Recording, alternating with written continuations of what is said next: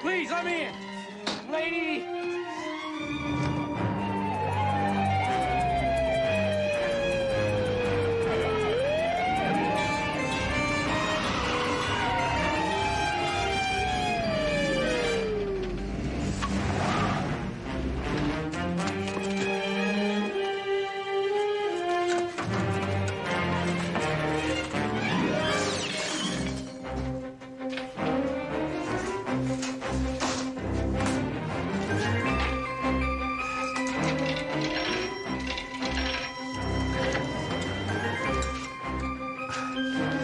Operator, this is Jim Saunders. I want to make a long-distance call collect to Los Angeles. Houston Investigations. I don't know the number. Miss C.J. Parsons.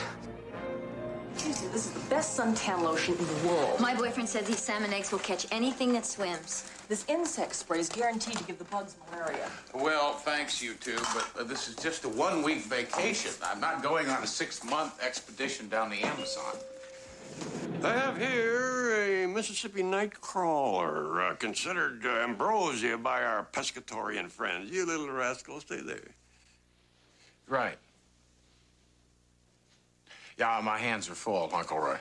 Well, don't worry. I put 50 of these in the trunk of your car. They thrive in the dark. That's good. Thank you. I'll see you all in a week. And look, if something important comes up, you... Houston, forget it. You have canceled this trip 4 times. Nothing's going to come up. If it does, we'll handle it. Bye.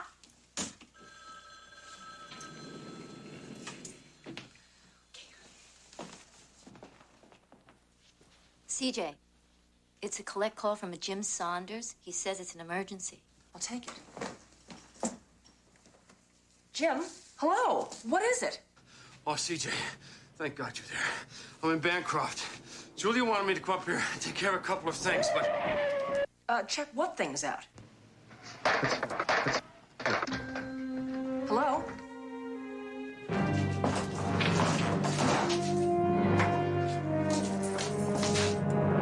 Jim, hello?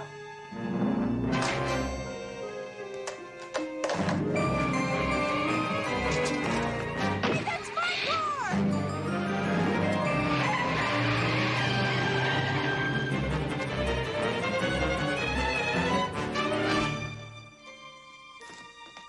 Everything all right? No.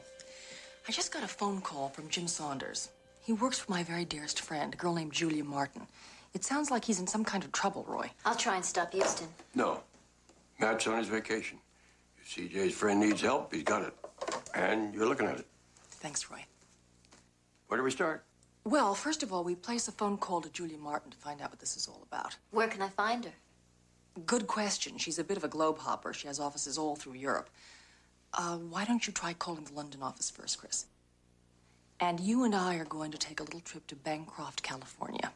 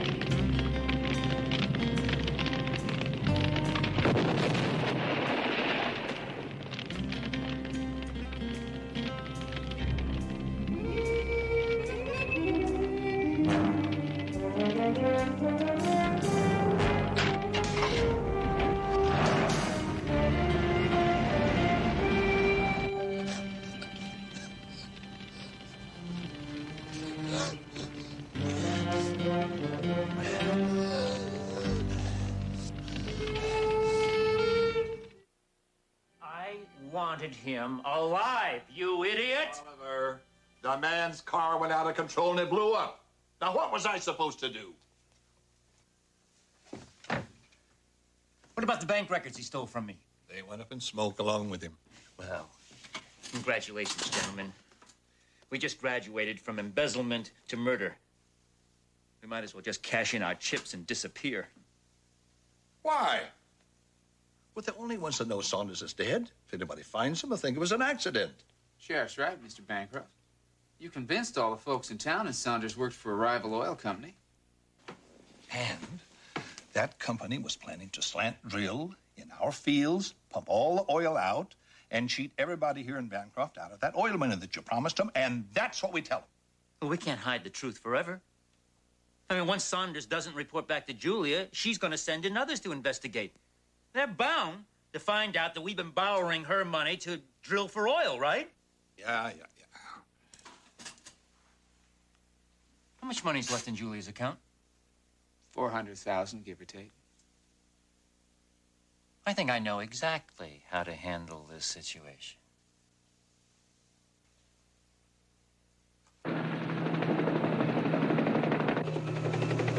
We'll be in Santa Barbara in about 15 minutes. Did Chris arrange for a rental car? Yes, but she warned me it's no limousine.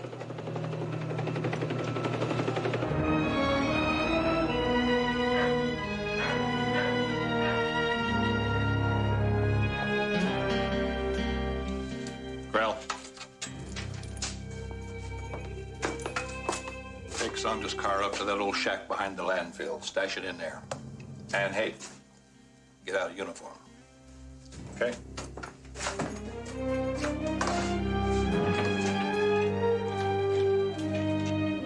So it was Julia's grandfather who founded Bancroft. Yes, he was an oil wildcatter. Spent his last $100 to buy a field they said wouldn't even yield water. He pumped 50 million barrels of oil before it finally played out. Then Julia was born here? Yes, but when she was 1 year old, she and her family moved to Texas. She was my neighbor for 15 years. Why would Julia want Jim Saunders to go to Bancroft if she's been gone so long? I've been wondering about that since Jim's call. Roy, that was his car. Turn around. Hang on.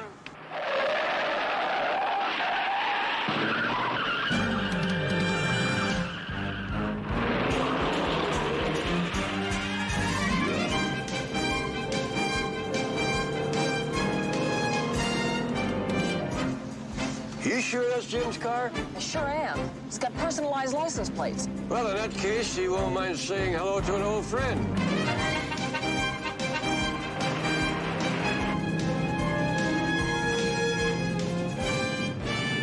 That's not Jim, but it's his car.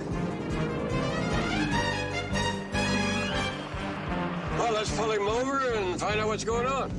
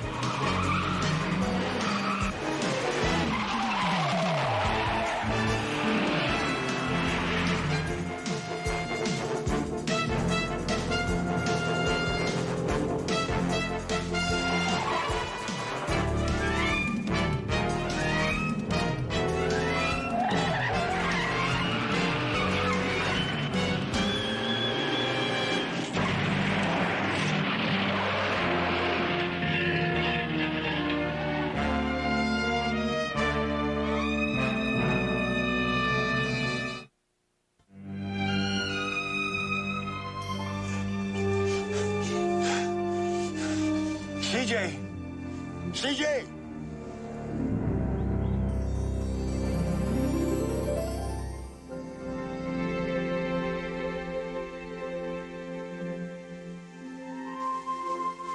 I can't stand it. Open it. I can't. Not ever? Julie, it's too thin. I have the feeling it's a rejection, and if it is, I don't know what I'm gonna do. CJ, if I can get in, you can get in. Look, if I don't make it in Harvard Law School, do you still want me to be your law partner? Hey, come on, what kind of silly question is that? Of course I will. But first, we are going to open this.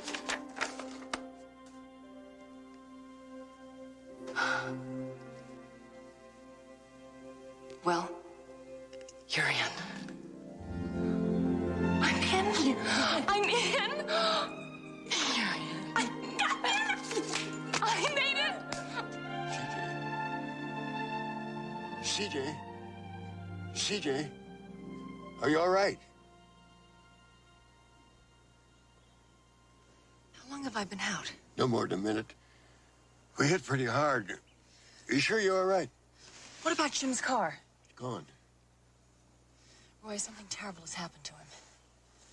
Well, I think maybe this will get us back to Bancroft. We're going to get to the sheriff's office there. We'll start to find some answers.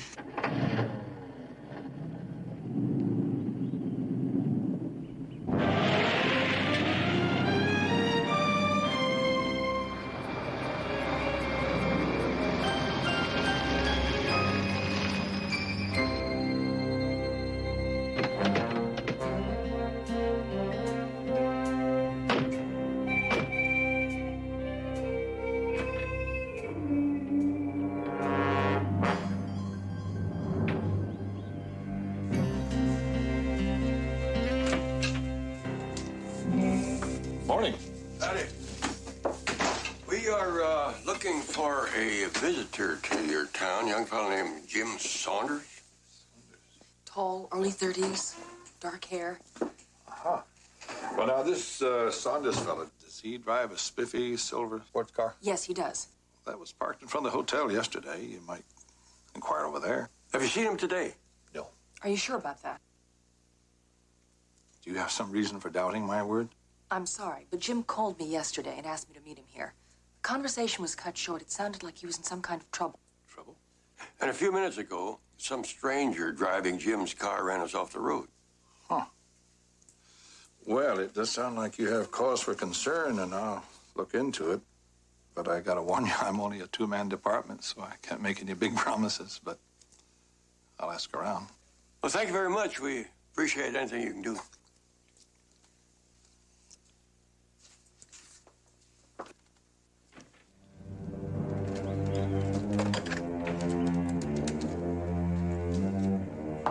Mr. Bancroft, please. Yeah, they sure are on their way. I'll take care of it. Thanks a lot, Sheriff.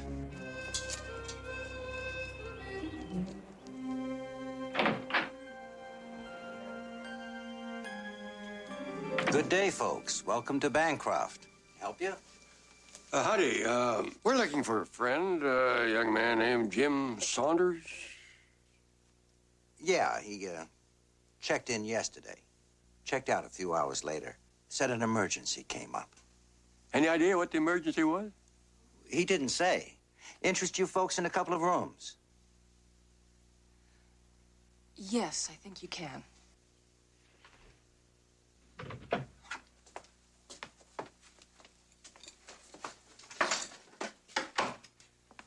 You thinking of interrupting Houston's vacation? I think someone outside of this town ought to know what's going on inside of it, just in case. In case what, Roy?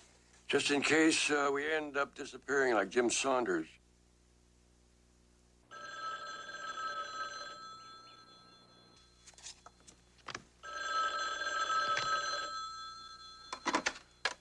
Hello? Hello, Matt. Is that you? Yeah, none other. Uncle Roy, what's up? Well, I feel guilty cutting into your valuable fishing time, but there's something I think you ought to be aware of. Well, why don't you give me a minute to shoo all the love-starved females out of my cabin? We'll have a nice long chat. I did what you told me to do on the phone. Put them in rooms 22 and 23. And you remembered to disconnect the phone. I tell you what, Uncle Roy, it sounds to me like... Hello? Hello, Matt? I think we just wore out our welcome.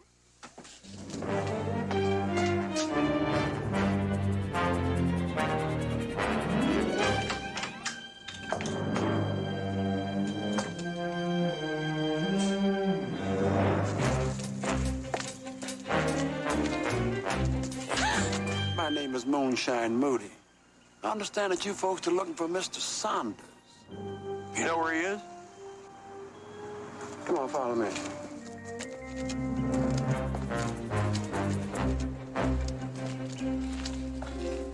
I'd like to know just why you folks are looking for Mr. Saunders. He's a friend of mine. He asked me to meet him here. My name is C.J. Parsons. No one in town seems to know what happened to him. I do. I'll take you to him.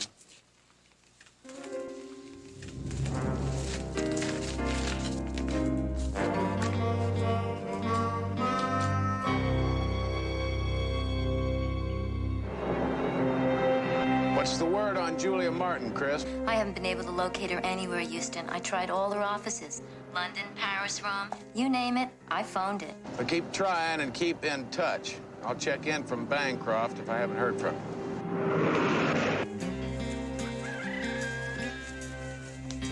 Your friend's in here.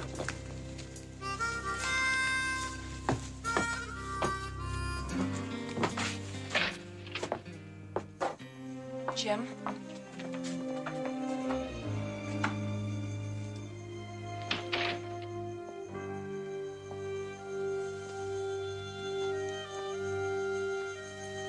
I did my best to help him.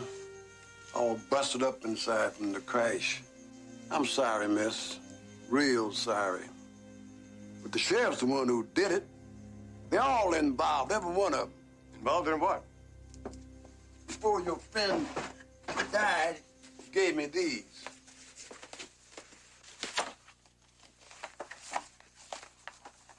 They've been drilling for oil. Shucks, ain't been no oil here in 50 years. But Oliver Bancroft won't admit it. According to these documents, Julia sent $3 million to build a children's medical research center, the money to be held in trust by Oliver Bancroft until additional funds are raised and plans drafted. Oliver Bancroft is Julia's cousin. He's also an embezzler. According to these bank records, he diverted $2.5 million from the building fund into oil drilling. The folks here loved Bancroft and wanted desperately to save the town. But Oliver Bancroft convinced them that drilling for oil's the only way. So they do whatever he says. How come you don't? I did. Until your friend told me what was really going on, and I couldn't stand by and see Mr. Bancroft steal Julia blind. Why would Julia want to build a children's research center in Bancroft? Julia was born here. All of her wealth came from this town. And she was the type of lady that wanted to give something back. Wonderful lady, just like her father. There's another reason.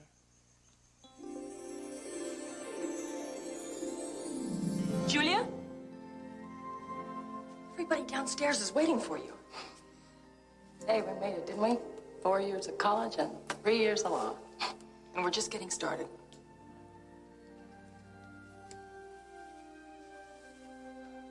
Julia, what's wrong? I'm gonna have to give you a rain check on that legal crusade, partner.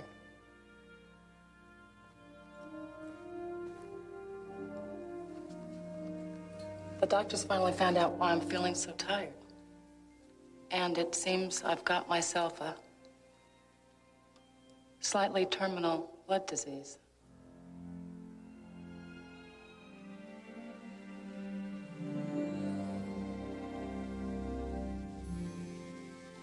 I wanted very badly to leave my mark, CJ.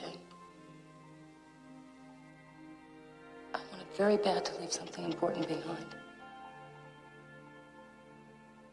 And you will. I know you will.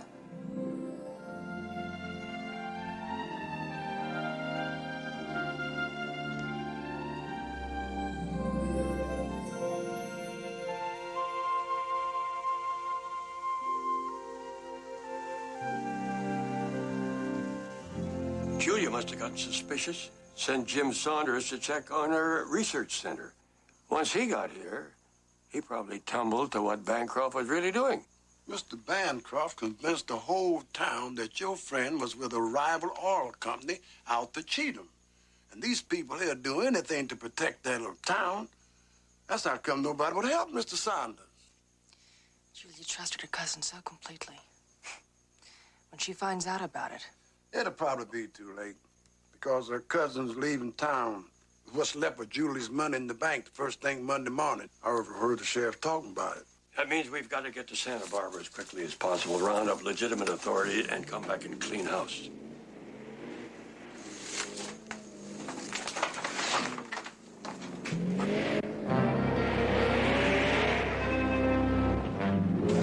Sheriff. Sheriff? Is there a back door?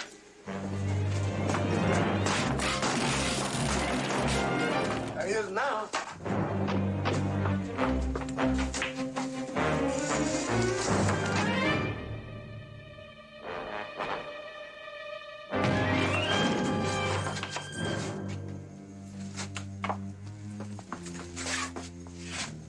Wait a minute, I thought he burned up in that station wagon. Well, if he didn't burn up, those records didn't burn either.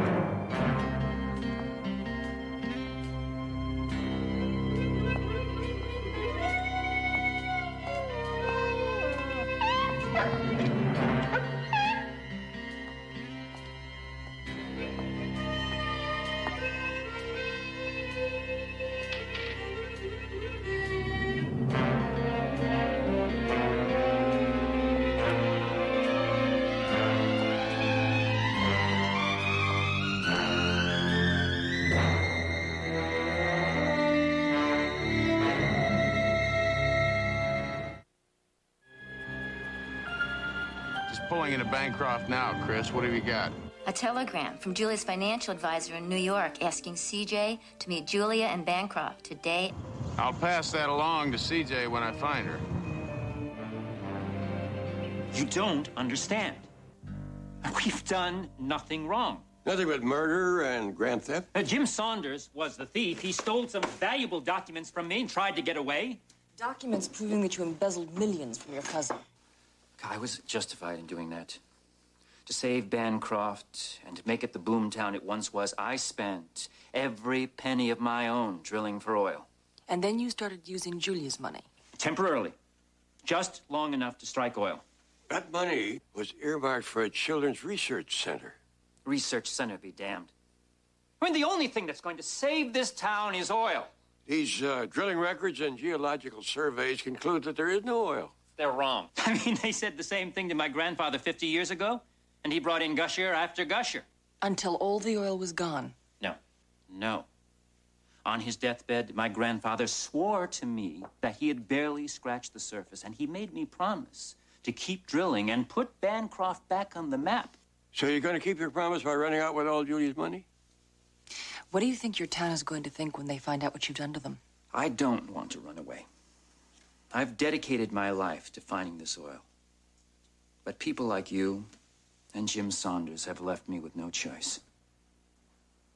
Sheriff locked them up. By Monday morning, we'll be on our way out of this country, and they can say damn well whatever they want.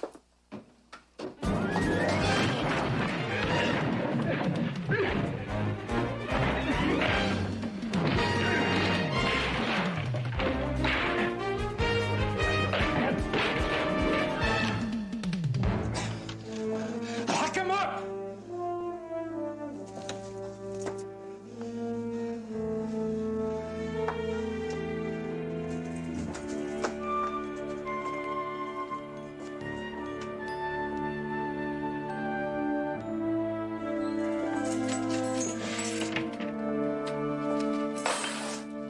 Without this, they can't prove a thing.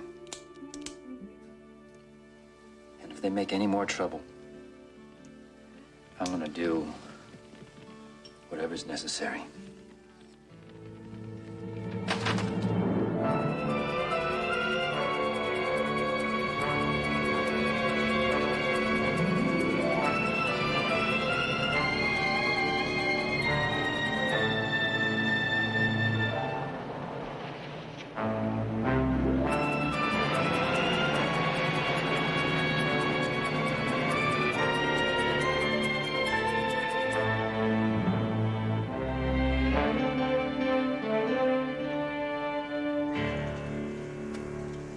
Mr. Bank, this just arrived for Saunders. Julia Martin to arrive Sunday, 5 p.m. What'll we do? Well, if necessary, we'll arrange for another accident. What we won't do is let anybody in town know that she's coming. Afternoon. I'm looking for some visitors. A couple of friends of mine, they called me from here yesterday. An attractive, dark-haired woman and a distinguished-looking older gent? That's him. They passed through yesterday. They didn't stay. Well, if they did, they would have stayed here. I run the only hotel in town. They didn't talk to anybody else in town? No one, except the sheriff. And you can't miss his office. It's right down the street. Thank you. Call the sheriff and tell him to arrange for another boarder.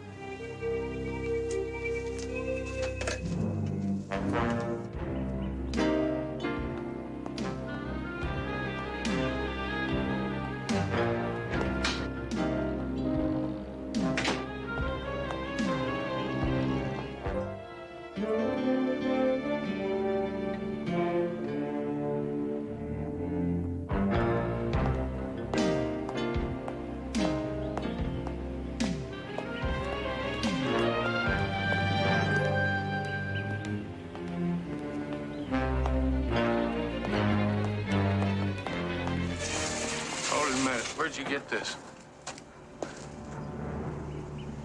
Follow me.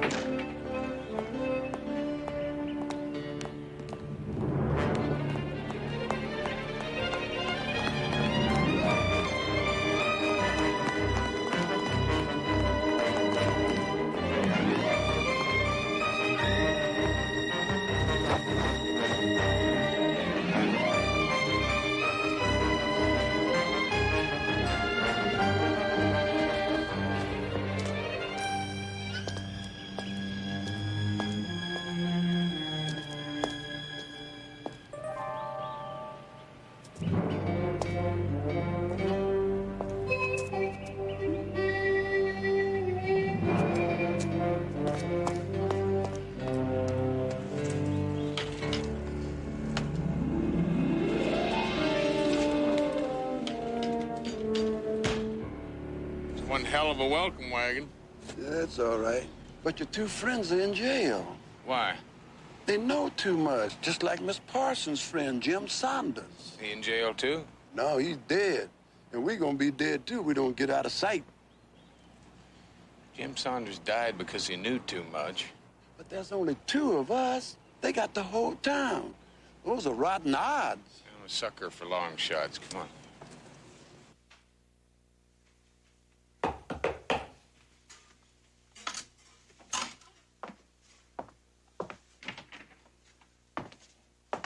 I lost him. You lost him?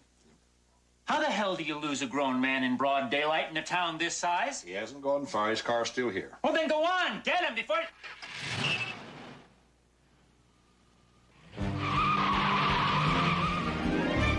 You lost him, all right. Come on.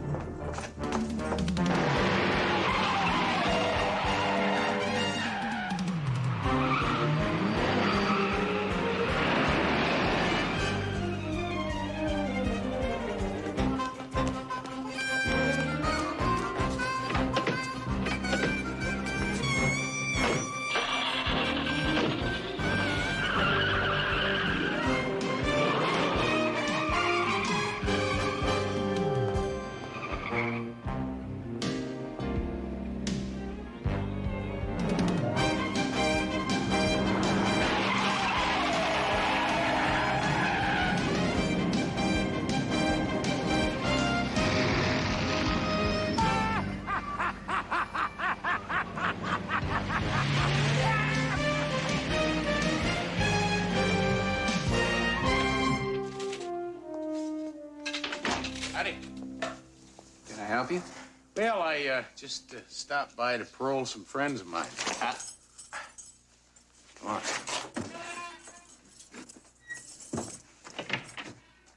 Houston.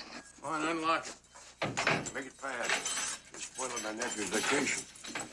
You have no idea how good it is to see you. Give me the keys. We've lost him. He must have doubled back. Turn around. Turn around.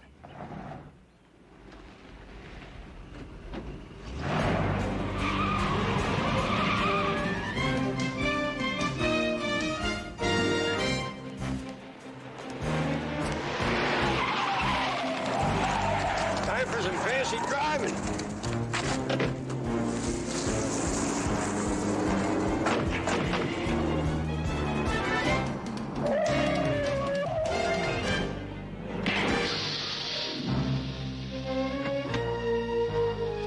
Some fancy driving.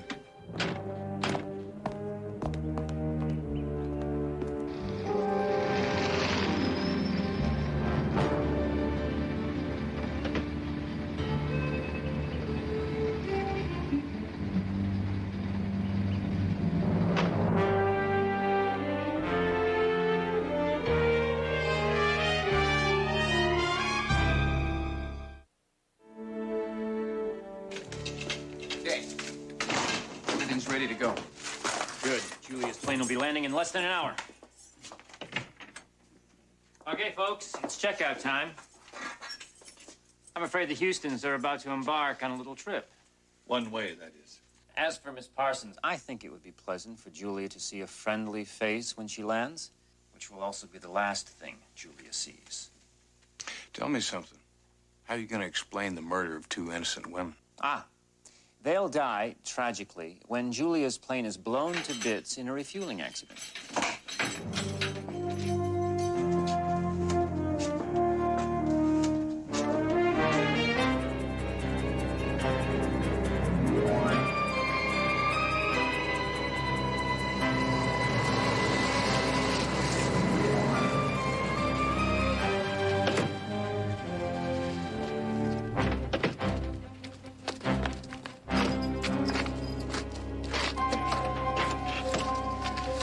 Come on, make it quick.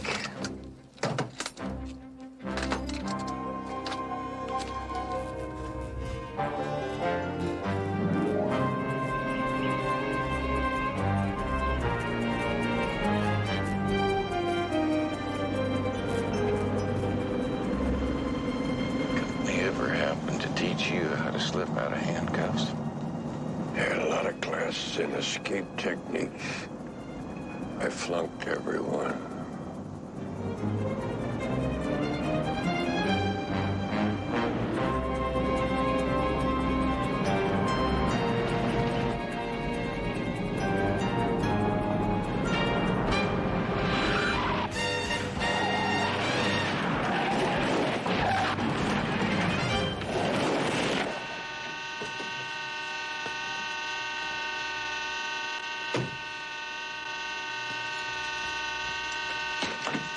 Okay, Sheriff. Get out. Get out the car. Lay down right over there. Very careful. Lay down right over there. Lay down over there. Down. That's it. All right, Sheriff. I want you to lay down there and be uncomfortable because you ain't going nowhere. Stay right there. Don't tell them my license expired in 1964. Yeah. Which way to the airstrip? Right down the road, sir. Don't mind keeping an eye on the sheriff for me. Be a pleasure. Be a pleasure.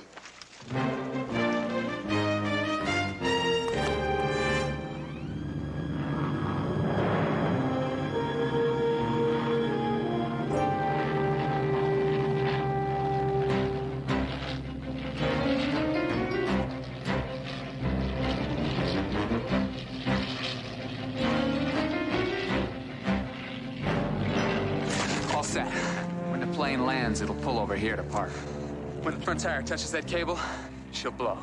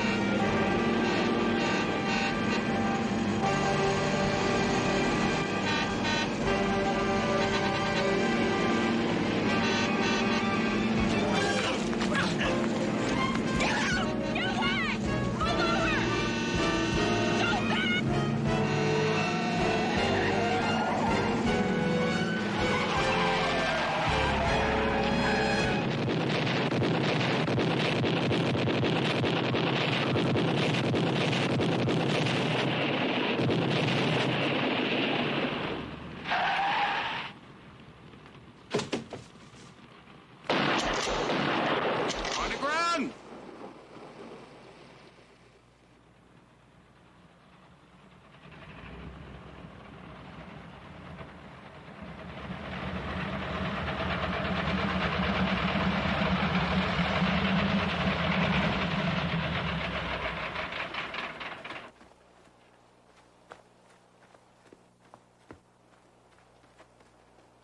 What the hell is going on around here?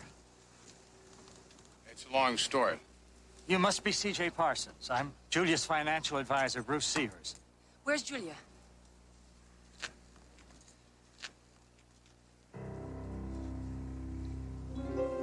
I'm sorry.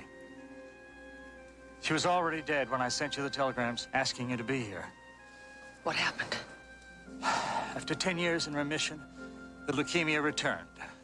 She told me that she wanted to be buried here, your birthplace, among her friends, especially you. Before she died, she gave me this. It's a check. The final $3.5 million made up to Bancroft Building Fund. Her last wish was to see her research center completed. It will be. Guaranteed.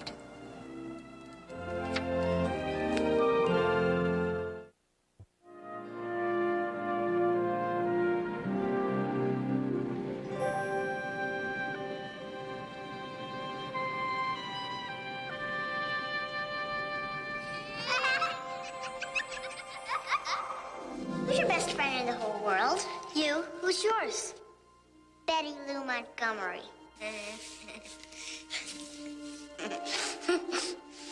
I think we'll always be best friends. Forever and ever.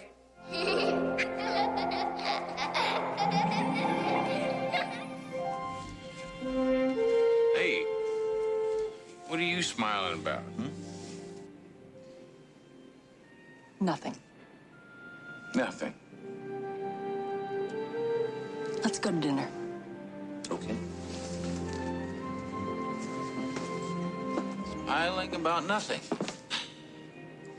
Houston, when you were a kid, did you have a best friend? Yes, I did. Yes, I did. Now I have a better one.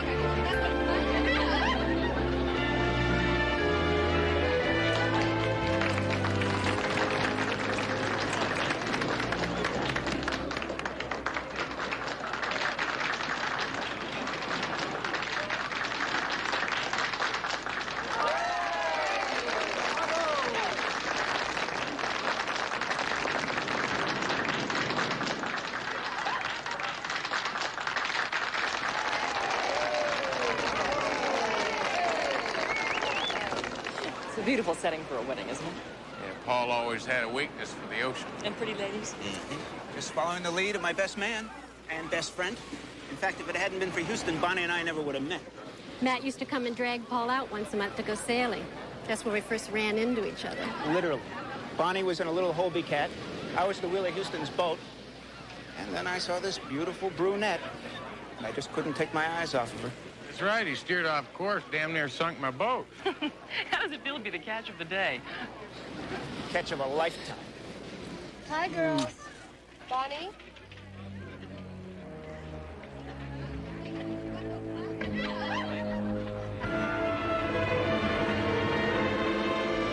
You're a lucky man, Paul. She's a special lady. I envy you. Oh, now that's a switch.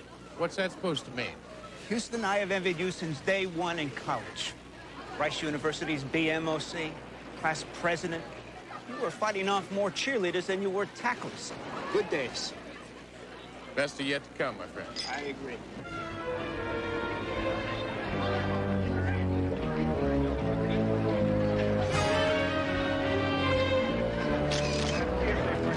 Good. Hey, Lois, can I get a copy of that snapshot? One of each.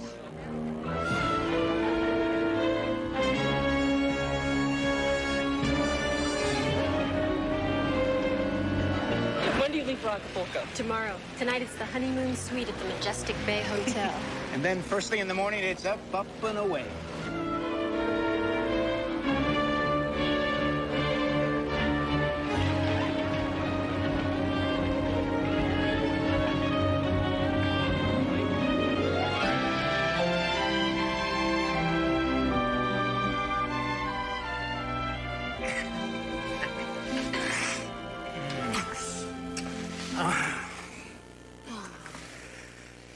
I never ever thought I'd be this happy.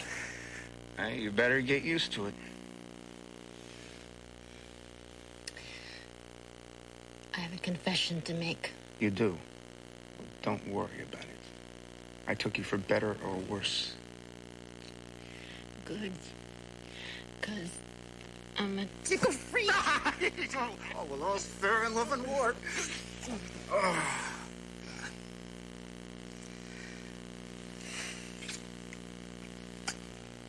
Have I told you lately I love you, Mrs. Chapman? Not in at least 5 minutes, Mr. Chapman. I love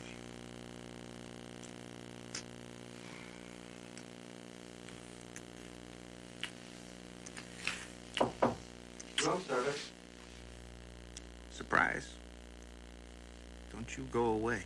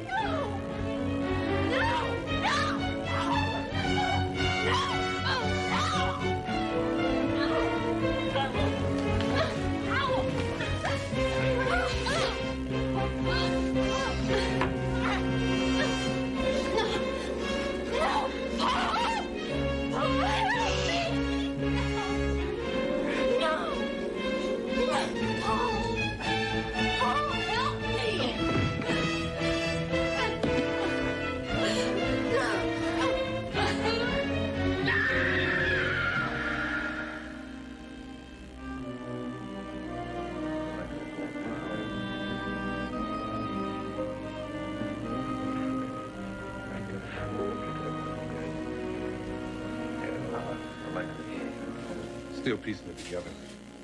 Killer grabbed a waiter, stole his uniform, came in here and knocked out your friend, and, well, you know the rest. Nothing was taken. Right, this is not a robbery. Paul didn't get a look at the killer. Got hit the moment he opened the door. After that, everything was a blur. Jump, please. You said you were his best man at his wedding? Right now, what he needs is a best friend.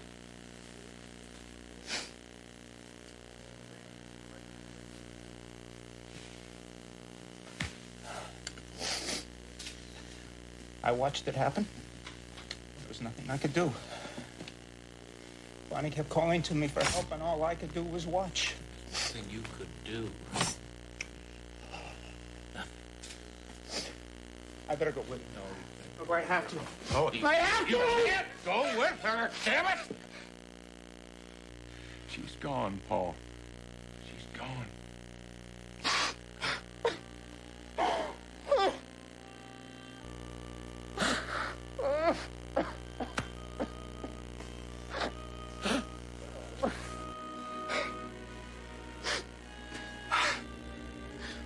What am I supposed to do now?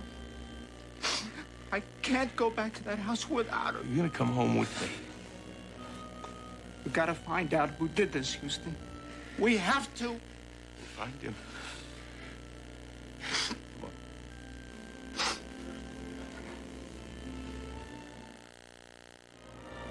All right, since Paul was just knocked out, there was nothing stolen. Now, Bonnie had to be the target all along. Premeditation. Yeah, but why? Paul, did Bonnie have any enemies? Everybody loved her. And what about old boyfriends? A crazy one, a jealous one? Wait a minute. Wait a minute. Russ Sloan. He was pretty upset when Bonnie broke things off with him.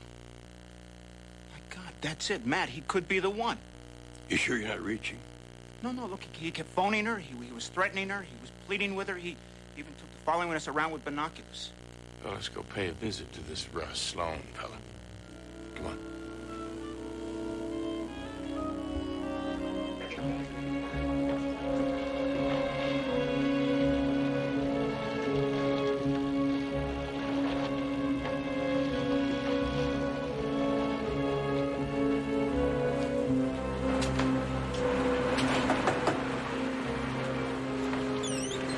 Russ Sloan? What do you want? Bonnie's dead. I know it. Look, my name's Matt Houston. I'm a private investigator. Paul's asked me to look into Bonnie's death. So why are you talking to me? Could we go inside and talk for a minute? Did he tell you I killed her? Where were you last night, Sloan? I'll handle this, Paul. Hey, you know, you got a hell of a nerve coming over here accusing me of murdering Bonnie. I loved her so much. I just want to talk to you for a Hey, I was out to dinner when she was killed. I got a restaurant full of witnesses. It says here you were in the room when it happened, that you watched the whole thing. I'll tell you something, pal. If it had been me married to her, I sure as hell would have been man enough to protect her.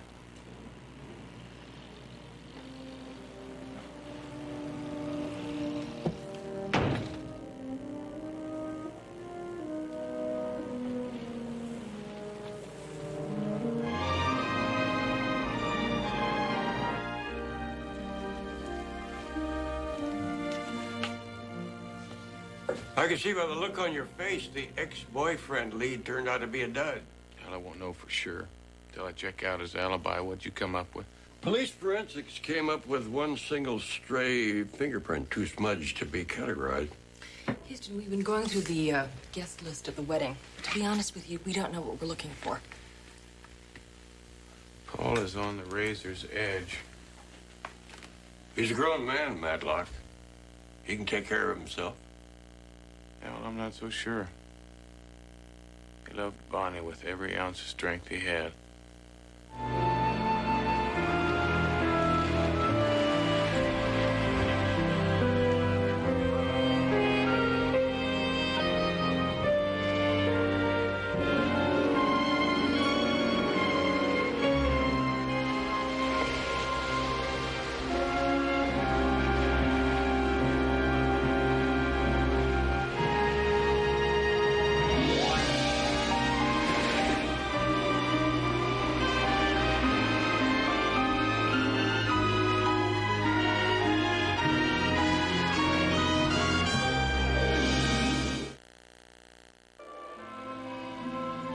Commend our brother and sister to the Lord, and the Lord receive him and her into his peace. Raise up his body and hers on the last day. Ashes to ashes, dust to dust, in sure and certain hope of the resurrection and to eternal life. Amen.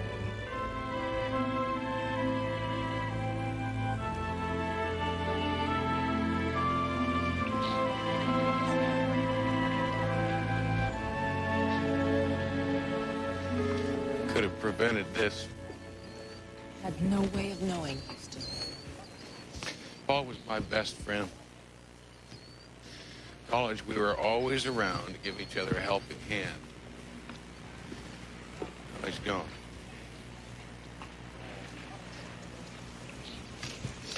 DJ, you shouldn't have done it. It's not right. Suicide is not an answer. Houston, he was confused. He didn't know where to turn. He needed my help. You did everything you could. That's not good enough. It's just not good enough. See, there's somebody out there now that's killed 2 people with 1 blow.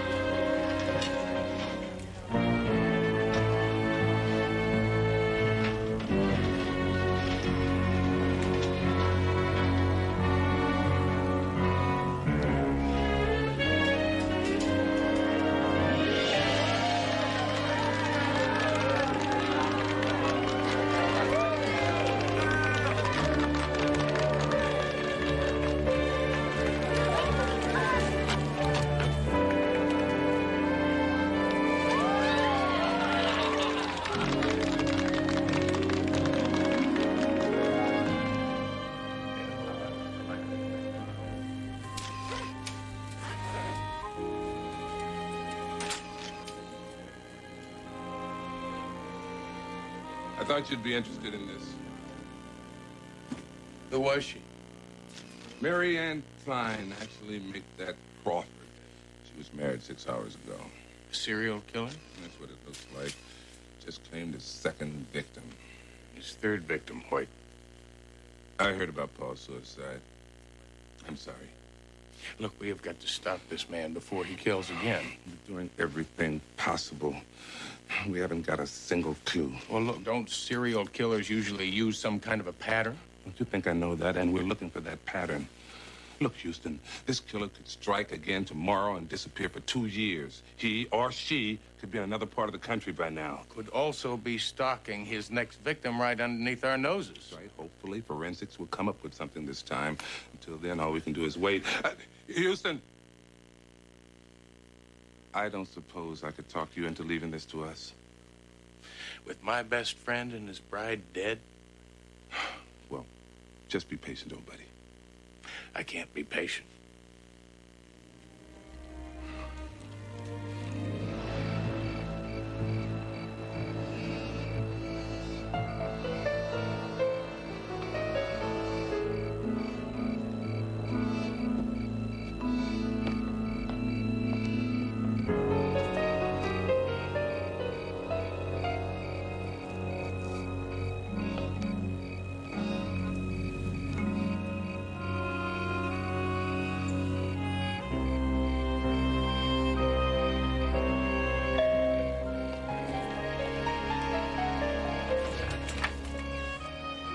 Hello? Nora, who is it?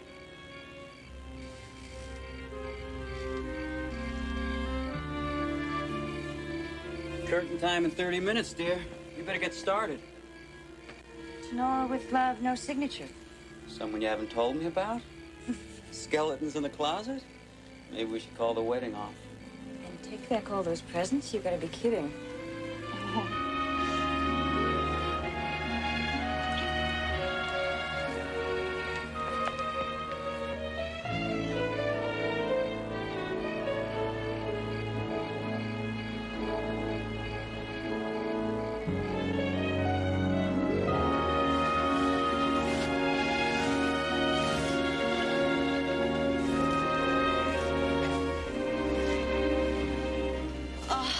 It is just lovely. I absolutely adore it.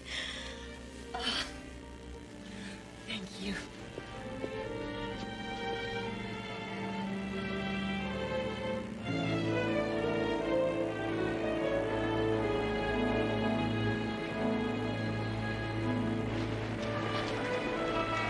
Thank you so much for everything, Mrs. Saboroff. Nora? Stay away from me. Nora! You don't understand. Look, you got the rose, didn't you? Then listen, I know that you're getting married, and, well, I just don't think you should. I'd say you were the last person who has the right to say that. Nora, you can't get married. I love you. That's ridiculous. We haven't seen each other in years, and we both know the reason why. I'm just asking you not to do it. There is something you have got to understand. I am getting married on Saturday, and there is nothing you can do about it.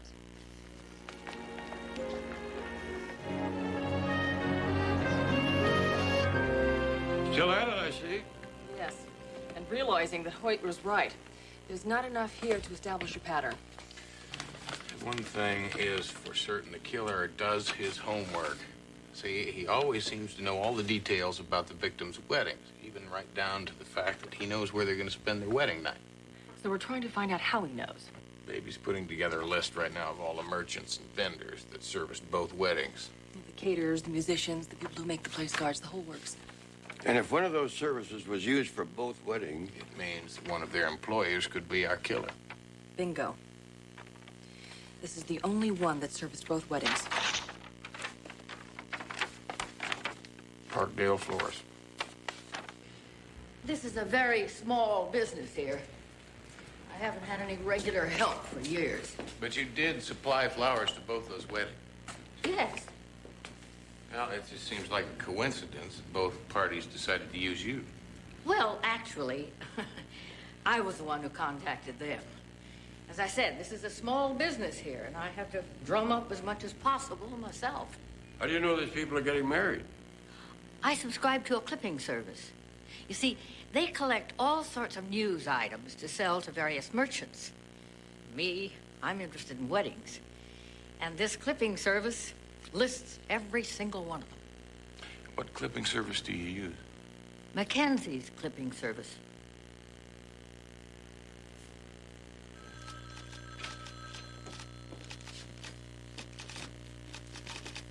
Can you tell me where I'd find supervisor? Excuse me, Nick. My name's Matt Houston. I'm a private investigator. I wondered if you could point me in the direction of the person who does all the wedding announcement clipping. Oh, we all clip everything. We're just assigned to different papers. However, most everybody's gone home for the day. I'd like to come back tomorrow and talk to my staff. Thank you.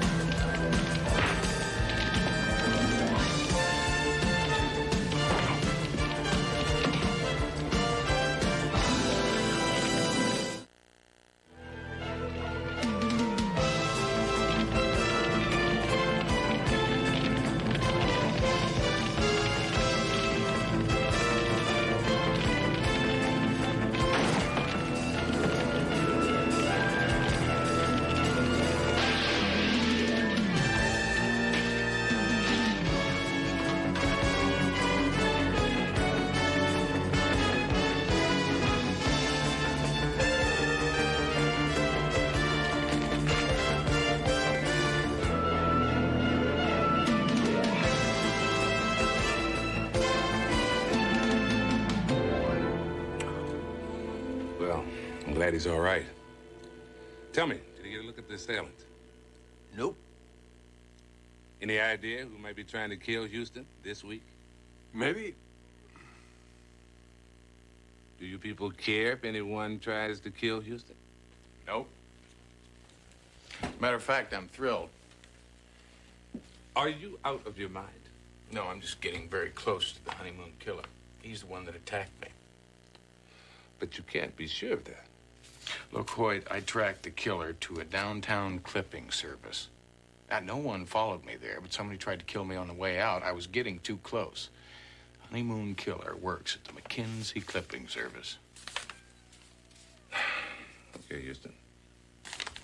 Sounds like you got enough to get a search warrant. It'll probably take me till morning. I'll call you when I get it. Thank you, Michael. Mm-hmm. Give you a ride home?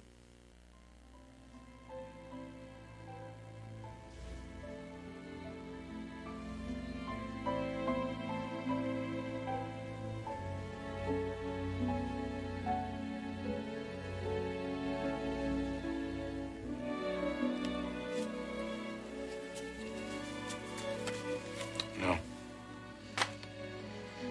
Just give me a ride back downtown to the Mackenzie Clipping Service. Hoyt may be able to wait till tomorrow, but I can't.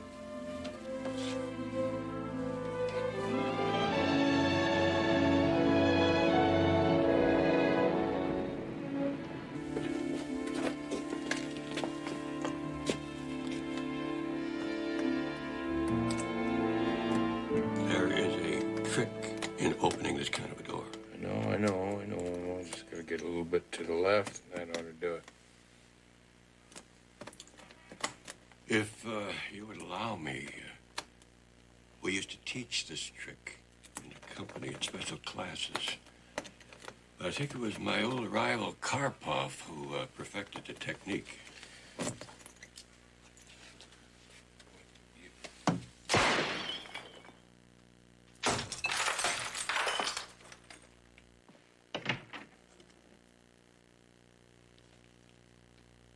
Of course, we usually preferred to use a silencer. What are you doing? Paying for the Karpov technique. Oh. So, what we need is a complete list of all the employees, and the supervisor probably has that.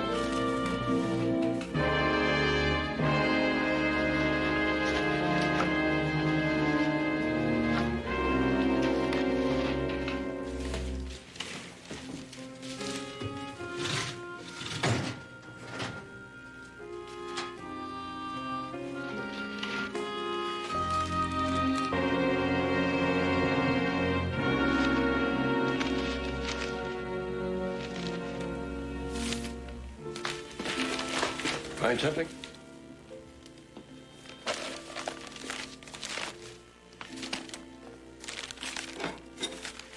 Think I found our killer.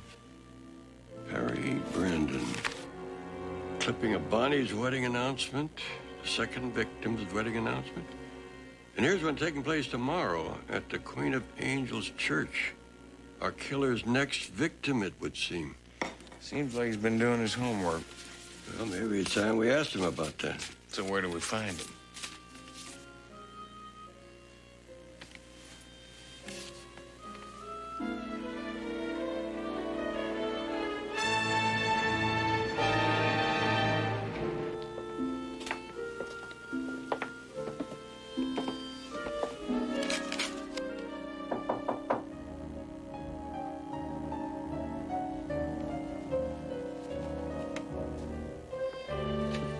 What are you waiting for? See if you can tell me that there's a special trick to opening this lock. Nope, not me.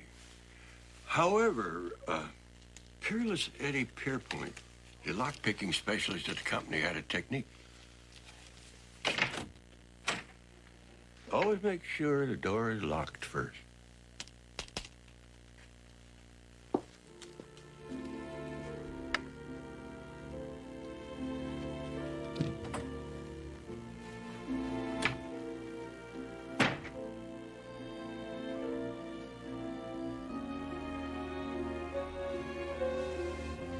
I don't care for his decorator.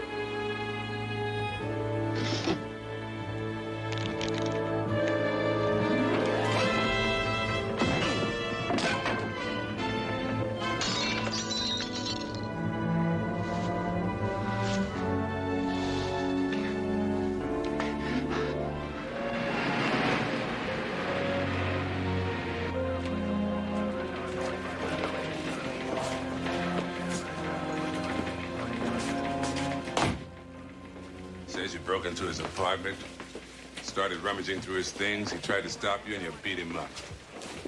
Don't worry, I don't believe him. So, you just gonna let him go? Because I have no choice. Everything we've got on him is illegally obtained evidence. Now, why didn't you wait until I got the search warrant this morning? Because I didn't want somebody else to get killed in the meantime, Hoyt. Now, I'm telling you, he is our killer. You're probably right. His records show that he underwent psychiatric treatment in college. His girlfriend broke up with him, and he beat her half to death. But if we book that man now, they'll throw the whole case out. So what do you want us to do? Just wait until he kills the girl we saw in the clipping we found? No. We put a tail on him. We put a unit 24 hours at his apartment, and I'll be at that Queen of Angels church in the morning at the wedding. Houston, look, you've done a hell of a job on this one. But we will carry it from here on in. Something bothering you, isn't it, boy? Yes, it is. It's all too simple. It's just gone too easy. I mean, the closer we got to Brandon, the easier it got. It's almost as if he wanted us to find him. Wonder why. Let's ask the psychiatrist. We psychiatrists aren't supposed to give out information like that. Let me guess. Now is when you start quoting from your book of ethics on patient's confidentiality. I have no other choice. Besides, I haven't treated him in over 10 years. Well, suppose I tell you that your former patient, Perry Brandon, has killed 2 women. What? You mean he actually went through with it? Murder? You knew in advance? Oh, no, I mean... Well, he talked about doing it, but I didn't believe him. I can remember he sat in my office and he ranted and raved about this girl who rejected a proposal of marriage.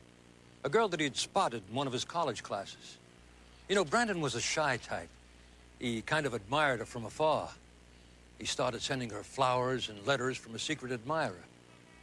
And then one day, he shows up on her doorstep with 2 tickets to Las Vegas and tells her they're going to be married that night. And remember, this girl had never spoken one word to him. Of course, you said no. The rejection sent Brandon into a rage.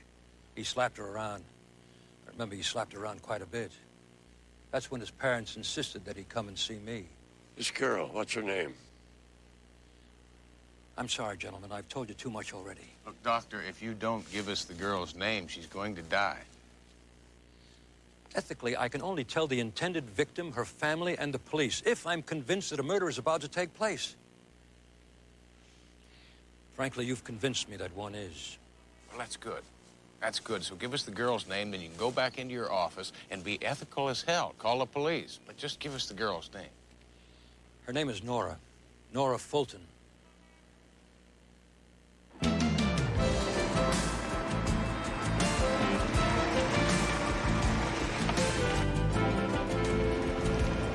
How would you like to make $50? I want you to drive around and meet me in the back of the store.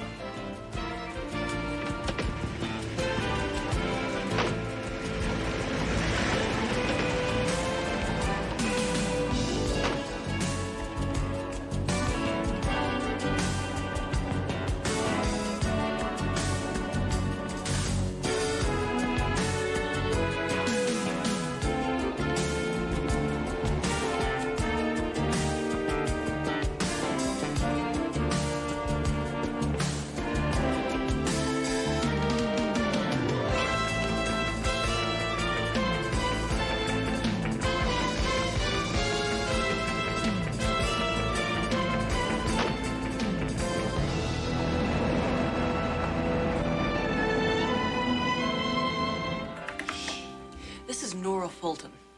I knew it. That's the same girl that Brandon has a picture of in his apartment and office. What's her marital status? It's funny you should ask. She's getting married today. Well, that explains what set him off again.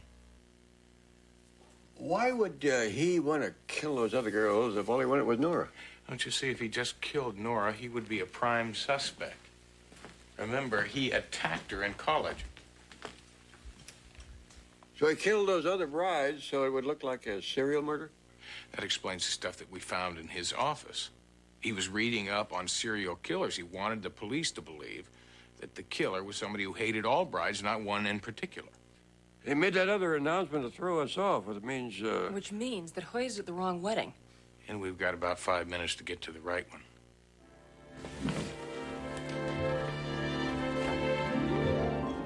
And do you, Nora, take Silas as thy lawful husband, to have and to hold from this day forward, for better or worse, for richer or poorer, in sickness and in health, until death do you part. I do.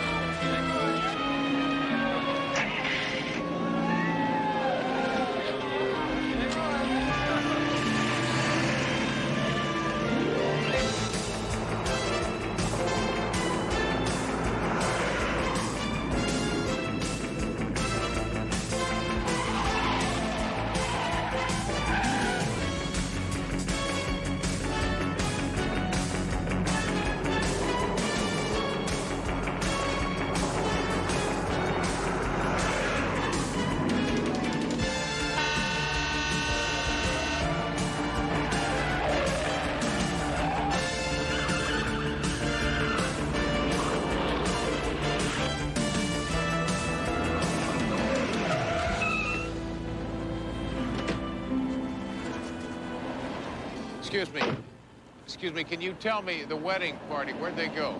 All left. This is one of those short services. I do, you do, we gone. Where'd they go? Down to the water, I think. Something about a reception on a boat. I think a reception was mentioned in the wedding announcement. Yeah, here it is. Surfside Marina, Slip 37. Let's go. Call CJ, tell her to get a hold of Hoyt. Have him meet us there.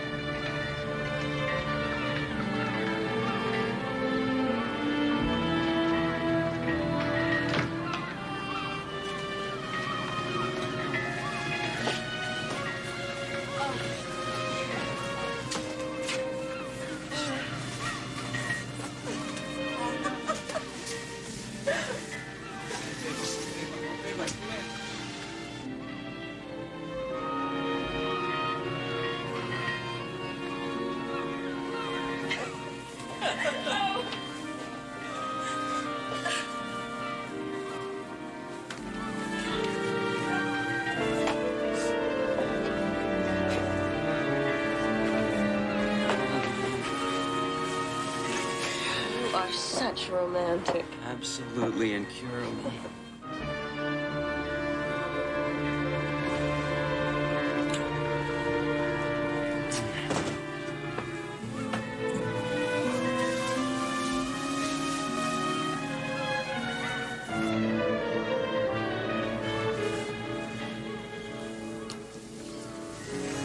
Oh, I wish we could cancel the reception. My sentiments, exactly.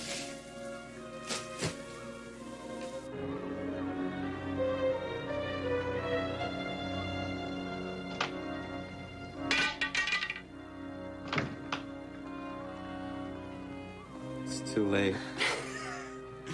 That'll be the caterers. I'll tell them where to set up.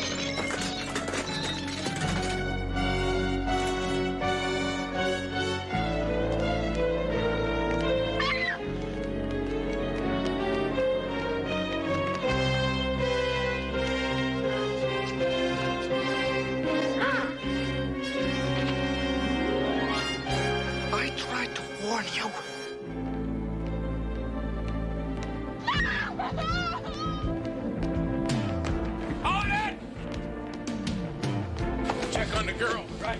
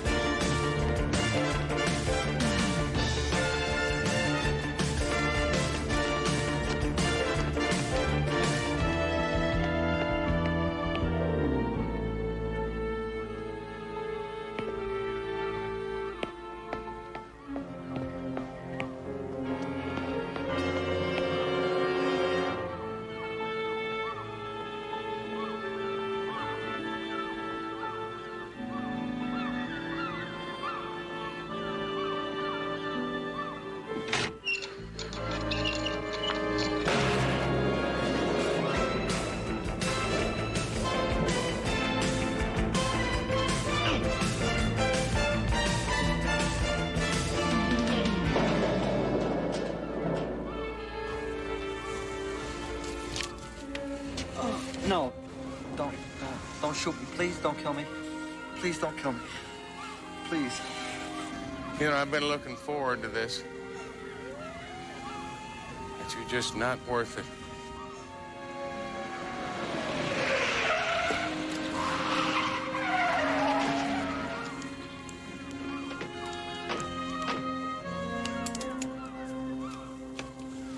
You better take this before I change my mind.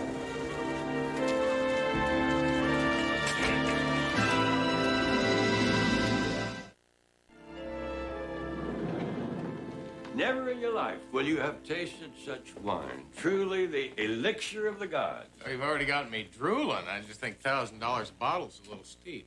And it's worth every drop. But of course, I didn't pay $1,000 for it. It was a gift to me by an overly amorous, deep-cover belly dancer on the Isle of Crete. Well, I mean, a bottle that valuable, we probably ought to keep it in the safe. Anybody can get in a safe. That's the reason I put it in here. Well, did they teach you any classes on how to get into a file safe at the company? I don't see you being very helpful. Having a problem, gentlemen? Chris and I were working on some legal stuff, but why are you guys here so late? We're just trying to get the file cabinet open.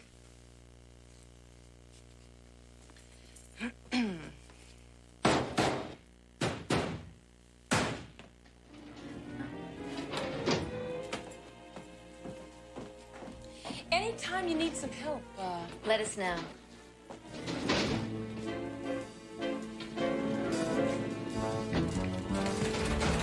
Here, come here.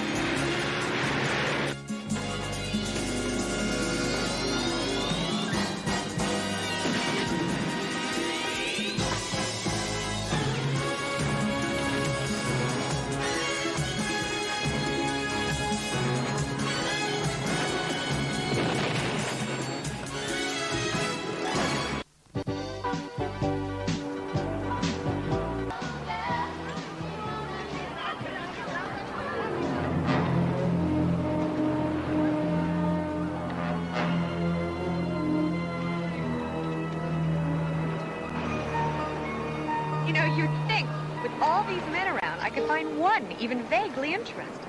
Look, there's hope. I got a note from some guy at the luau last night to meet him here at the Catamaran at 3. Is it 3 yet? Half past. Oh. Well, it looks like the only thing I'm going to be taking home from this vacation is a tan line. Oh.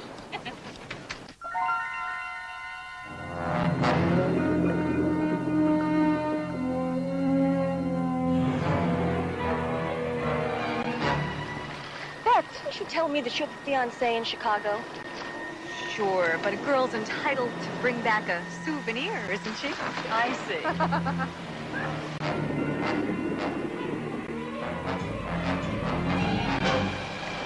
Time for a little more basting.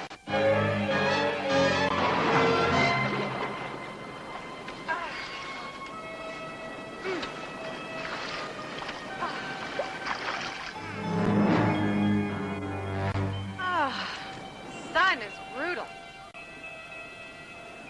I think it's time for the plunge.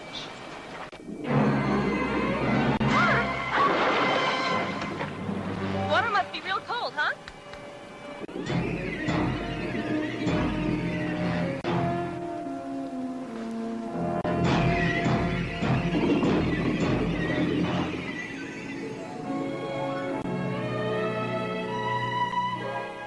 Whereby the aggrieved party of the first part does consent to contest a lawful testimony by a peripheral party, part and parcel to. This is gibberish. Nope, that's legalese. Well, what's the difference? Legalese is gibberish, written by lawyers at about $200 an hour. Houston, CJ's on the phone. Hey, CJ, how's the vacation? Well, it was fine until late this afternoon. That's when a guest disappeared into the ocean. I was with her when it happened, Houston. Accident? I don't think so. Neither does the owner of the club, Andrew Moffat. He's here with me now. And the Coast Guard is still looking for the body. Houston, Don't tell me you volunteered our services, right? I hope you don't mind. Not at all. First thing in the morning, be soon enough. See you then. Thanks.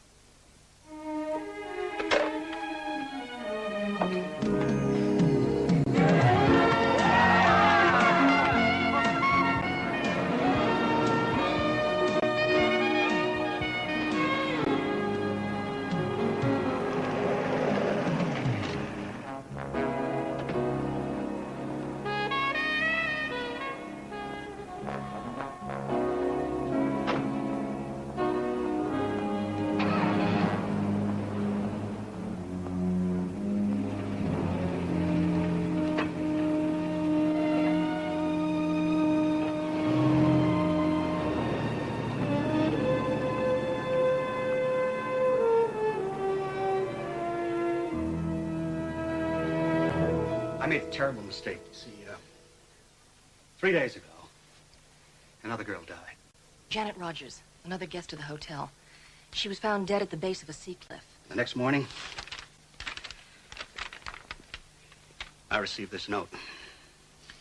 I killed Janet Rogers. I can kill whenever and whoever I want. Put $1 million in cash under the split palm south end of the beach. Midnight. Tell no one or more will die.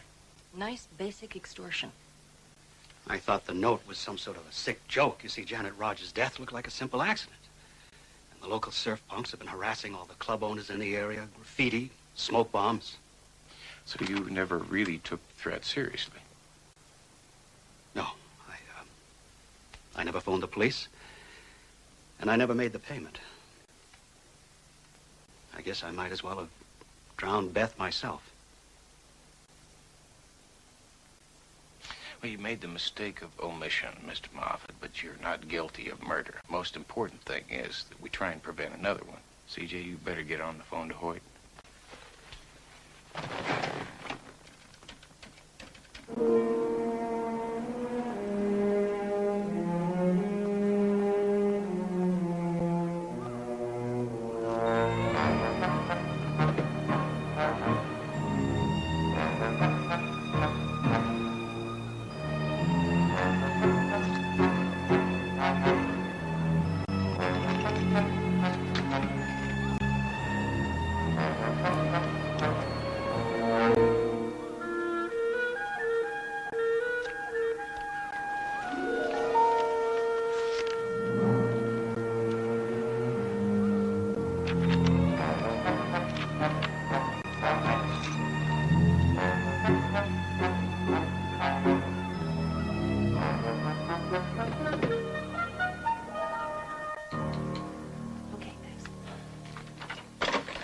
Sending over a forensics team, and he'll be here himself as soon as he can break away. We've got to close the club as quickly as possible. Of course. I don't want to jeopardize anyone else's life. But I don't know where I can raise that kind of money. Mr. Houston, every penny I have is invested in this club. Worry about the money later. We've got to get the guests safely away from here. You think there'll be another extortion note? I'm sure of it. See, once we get the guests away from here, the killer will have no bargaining power. Hopefully he'll move on. Or kill me. Mr. Moffat, do you have any idea at all who's behind all this? For all I know, it could be one of the guests.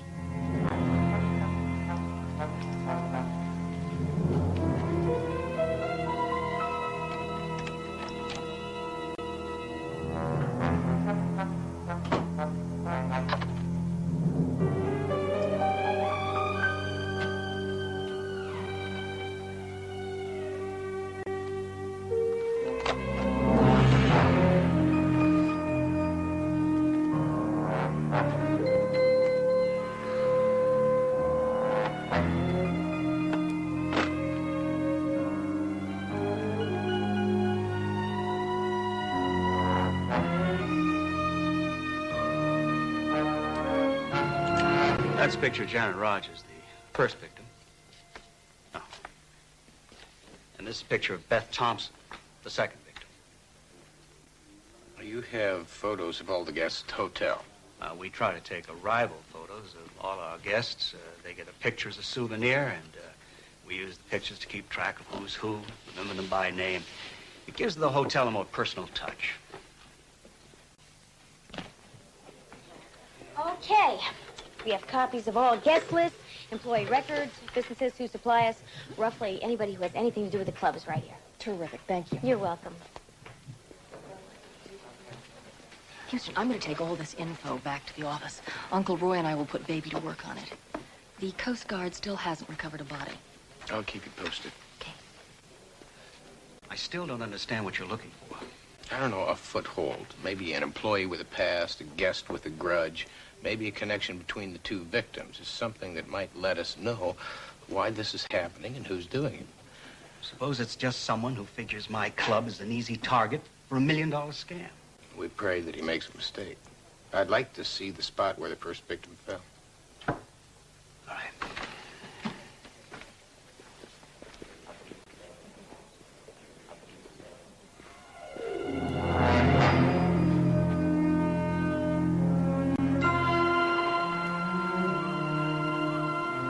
Where her body was found on the rocks below, we figured that Janet either fell or was pushed from right about here. It was festival night. Torches on the beach, fireworks exploding over the sea. How many people have been up here since then? Oh, any number. It's a very popular spot. People come up here to be by themselves or with someone else for a little romantic privacy. Now, CJ told me that the second victim, Beth, had received a note telling her to meet somebody on a catamaran. Now, Janet Rogers could have been lured up here the same way. You're right.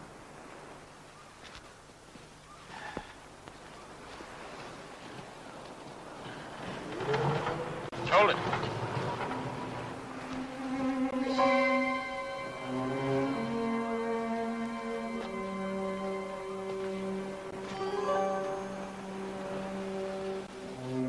That could be Janet's. Or the killer's.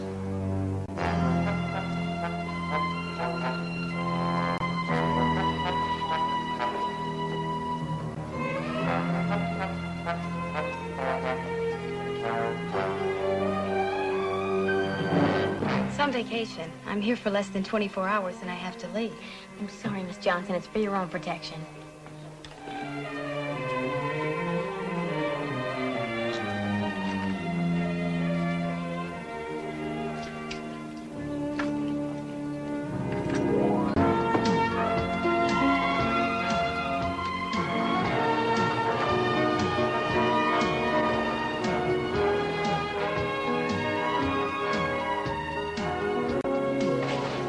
I'll see if anyone has reported any jewelry missing, and I'll check with the staff, see if they can recognize the earring.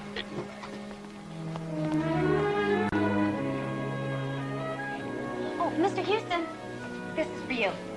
Thank you. You're welcome. Who gave this to you? Nobody. I found it here on the reception desk. Thank you. I know who you are. If you care to discuss it further, be at Lomax Cove 230. No signature. Where is this Lomax Cove? I'll point you in the right direction.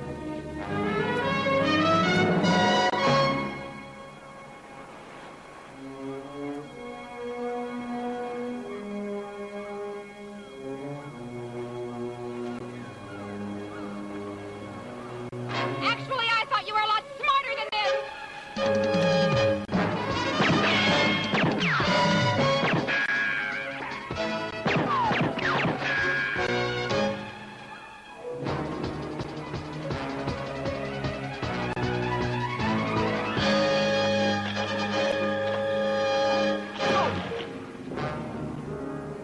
All right, the game's over, and so's this little extortion plot of yours.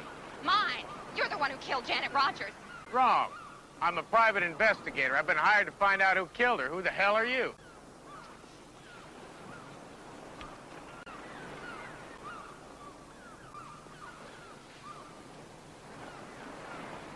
Zoe Martin, private detective.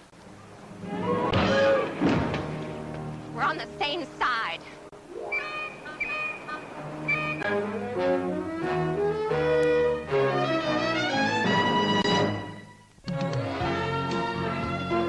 Just a reminder, buses will be leaving for the airport every 15 minutes. Everyone must be checked out of the hotel in the next 2 hours.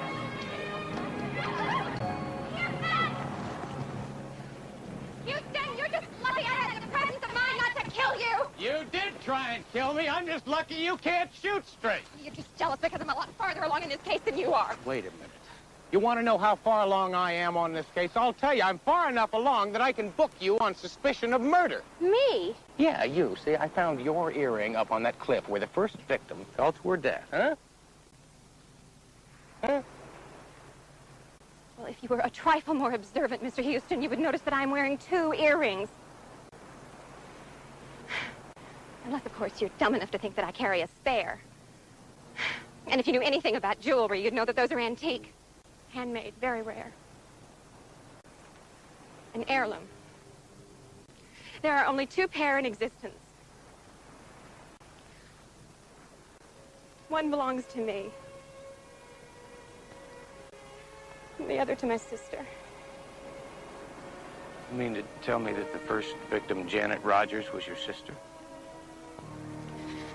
My one and only.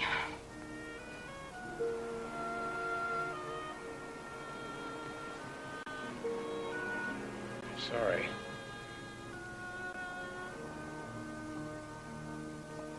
She was divorced last year. That explains a different last name.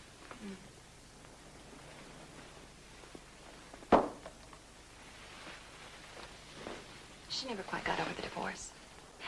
I convinced her that a vacation here might be the best medicine. Last week, Janet called me and told me that she'd met a man she was crazy about. That was the morning before she was killed. You think this fella lured her up to the cliff, pushed her off? I'm sure of it. 3 days ago, I buried my sister. I stood by her grave and tried to cry. But I couldn't. Not as long as her killer was free. I understand.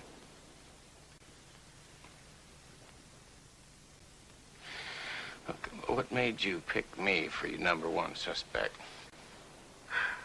I worked up a profile on the killer based on my sister's description. You matched it. Tall, handsome, brown eyes, mustache. And your car. Janet said he drove a red convertible. What if you'd killed me? I'd have had one less suspect to worry about.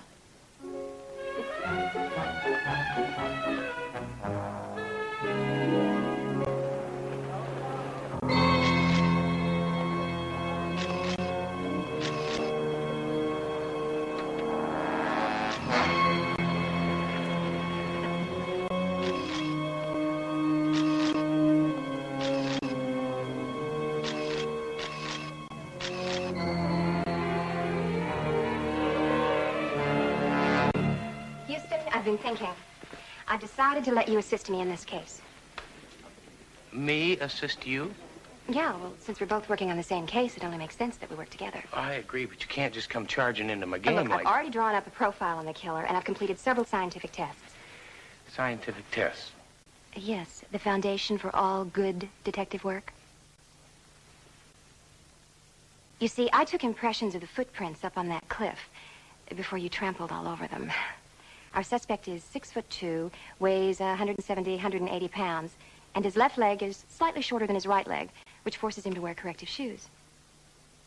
Now, all of that was readily apparent from the spacing and depth of the footprints. Any distinguishing birthmarks? Let's don't forget about the dark hair, dark eyes, and mustache, and the red convertible. CJ, Uncle Roy, this is Zoe Martin. Hi. How do you do? Nice to meet you. She's a private investigator. Her scientific methods nearly got me killed earlier. Maybe so, but she also just described our prime suspect.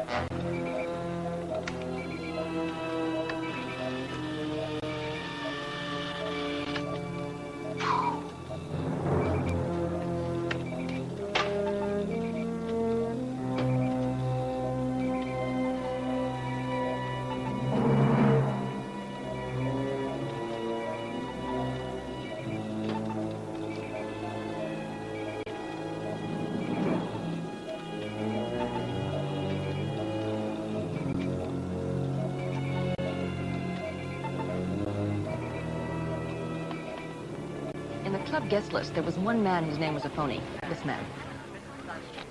He called himself Tad. Tad Peterson. Tad Peterson does not exist. But Frederick John Logan does.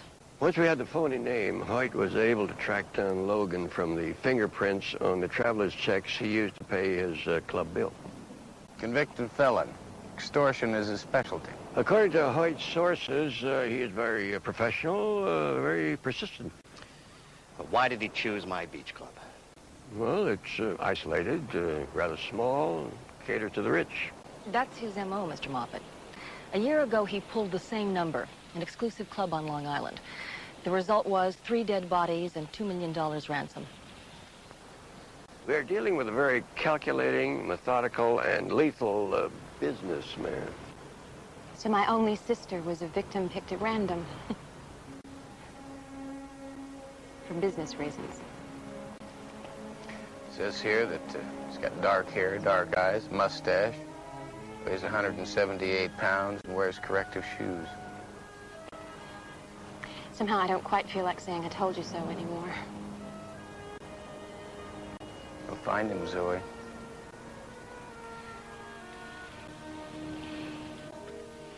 It looks as though the Coast Guard divers have found something else.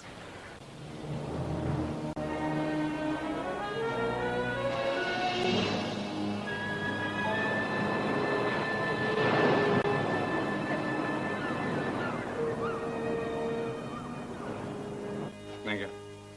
I tried to get here earlier, Houston, but I got a gang war in progress, a major drug bust about to go down, and some psychos running around killing hookers. Whoever named this place the City of Angels got a sick sense of humor. Well, at least we've identified the man behind this one. Any luck on the all points on Logan? You know, an APB is hardly sufficient. We need protection from Moffat, a tracer on his telephones, and a rotating staff of at least 3 detectives to patrol the grounds in case Logan decides to make a ransom note drop. Just what I need. Another private eye. Would you let me handle this, please? Houston, he's just a cop. Don't let him bully you. Just a cop? He's just trying to help us. Just a cop? We don't want him getting in our way. Your way? He is on our side. Houston, we've got the situation under control. Hey, hold it! Thank you. Now, if you don't mind, we'll sit down. We'll logically go through this and discuss the next best course of action. All right?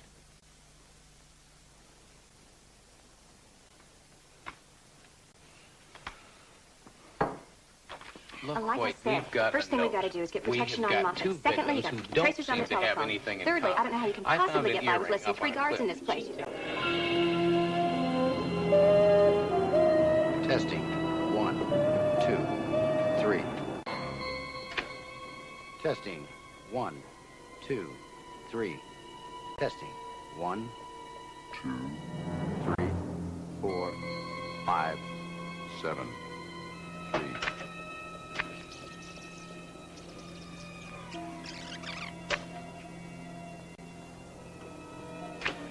Testing. 1, 2, 3.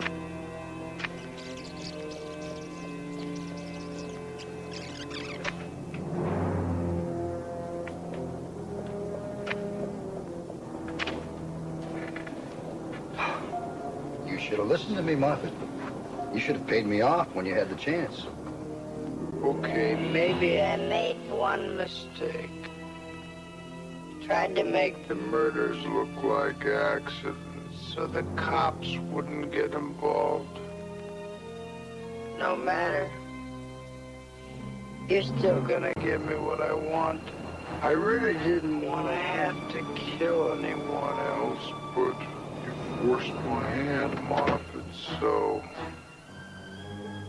I've enclosed a picture. Study it carefully, my friend. Very carefully. Because by the end of the night, someone in this picture is going to be dead.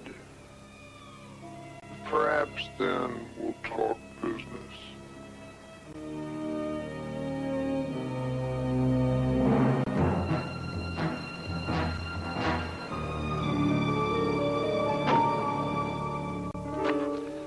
Got to track down all the guests in this photograph, put them under some kind of protection. Most of them are from out of state. Some of them have gone to other clubs to finish up their vacations. It could take all night. Better brew some more coffee, Mr. Moffat. I'll call and arrange for extra personnel. See, Jake, I think it would save a lot of time if you went back to the office, ran all the hotel guest names through Baby.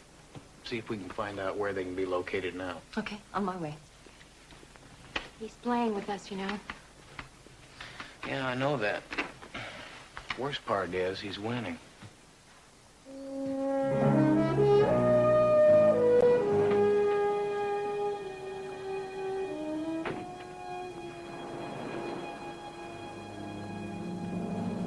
Looks like there are 15 people in this bus, but we may have to have the picture enlarged to see the ones in shadow.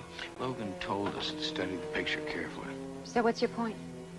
Maybe we shouldn't be looking for the obvious.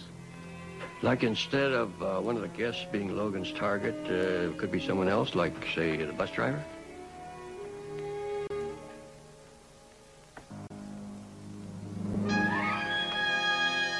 CJ.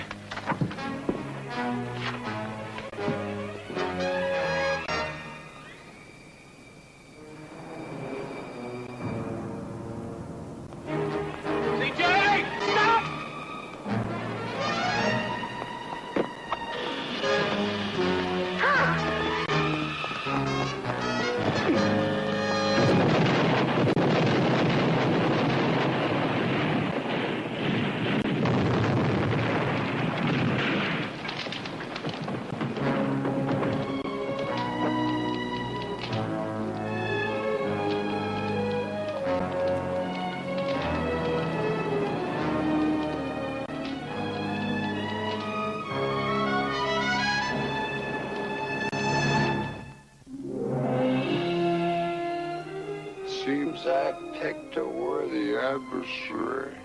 You saved the woman's life. Congratulations. But that won't stop me. No. just makes it more interesting. Because you've involved other people, the ante of our little game has gone up. Deliver $2 million to the phone booth in Franklin Park on the corner of Miramar and Maine, 2 p.m. today. Come along, no cops. Please don't make me kill anyone else. $2 million. I was having trouble raising one. I'm telling you, I don't have that kind of money. You know, Logan doesn't know that. We've got to go ahead with the drop as though we had the money. Hopefully that'll buy us enough time before he finds out we're bluffing. It's the only shot we have at him. Big risk, boy. Yeah, I know. That's why I'm going to make the drop. Hoyt will back me up. I'll arrange to have you wired. I think it'd be best if Matt drove Moffat's car. Houston, I'm going with you.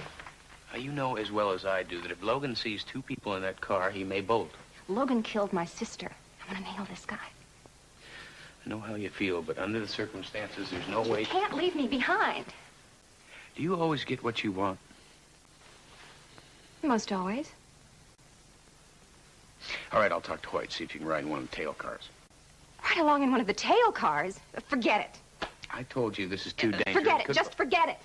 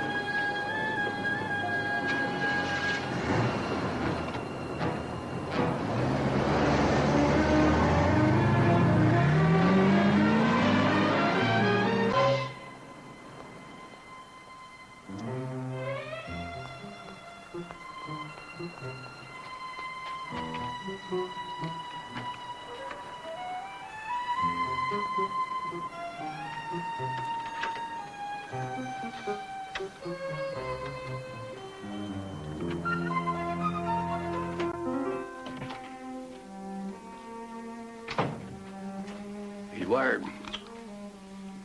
Get the drop-off point covered? Couple plainclothesmen are there already. I hope they keep their distance. Let's go.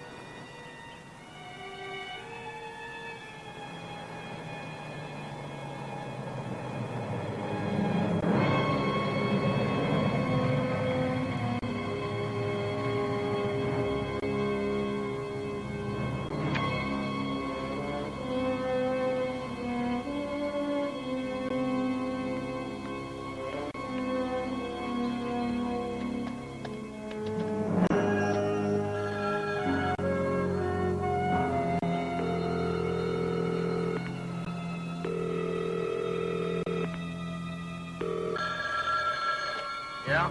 You're not Moffat. No, but I work for him. He was afraid to meet with you. Now, I am here, I've got the money, and I'm alone. We'll see. There's a phone in the park on the other side of the hill. Be there in 2 minutes for further instructions, or you're a dead man.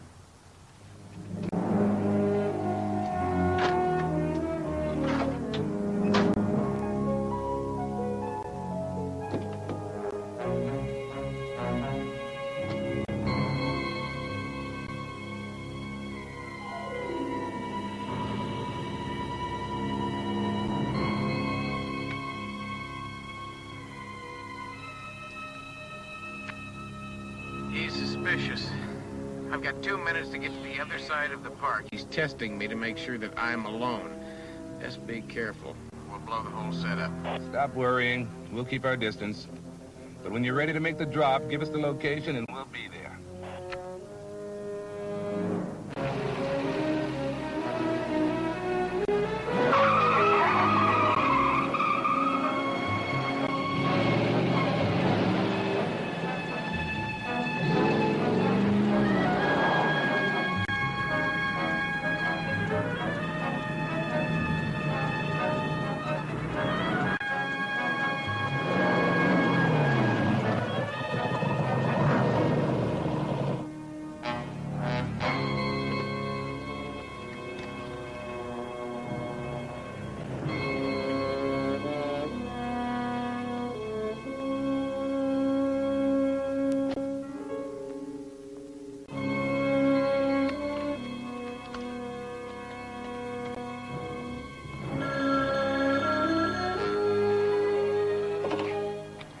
satisfied?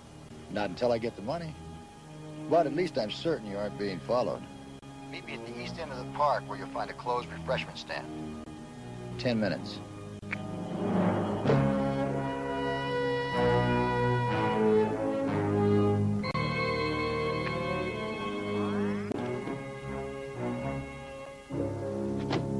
Well, all right, it worked. He thinks I'm alone. Just don't get too close to me.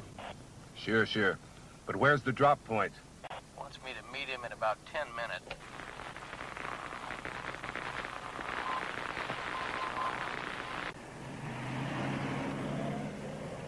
Is that a coincidence?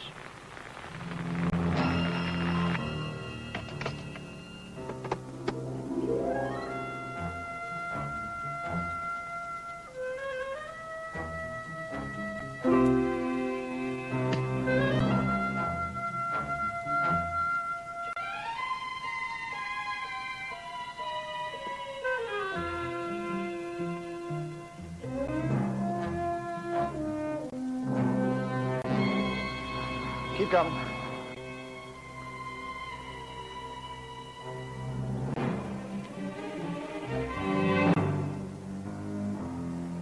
Hand me the briefcase.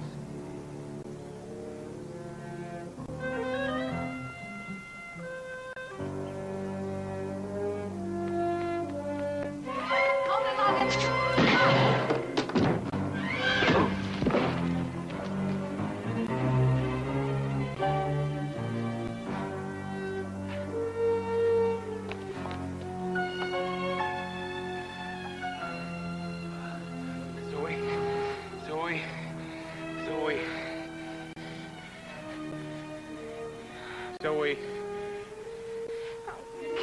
Get away from me, idiot! I'm all right. He's getting away. Wait a minute. Oh, nice job, P.I. Bulletproof vest. One of us knows what we're doing.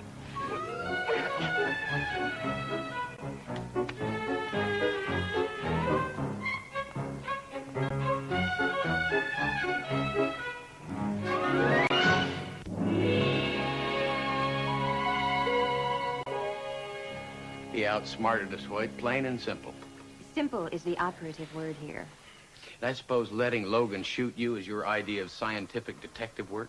I wore a vest. I had the downside And covered. you almost got your backside blown off. While Logan got away. We'll catch him. No, we won't. You're both off the case. From now on, this is strictly police business. You can't do that. We've been here from the very beginning. Hello? Okay, now start the tracer. Moffat, we had an agreement. You broke it. Nobody ever does that to me and gets away with it. I'm sorry. I'll do whatever you say this time. I hope you do. For your sake, because now it's personal. Your guests are safe, but your family isn't. Your beautiful godson in Pasadena? Your mother in Ventura? They might be the next target. Or maybe someone else. Maybe you. How do you know about my family? I'm a smart man, Moffat. Much smarter than you or your friends. Get the money. $2 million. Or someone you love very much is gonna die.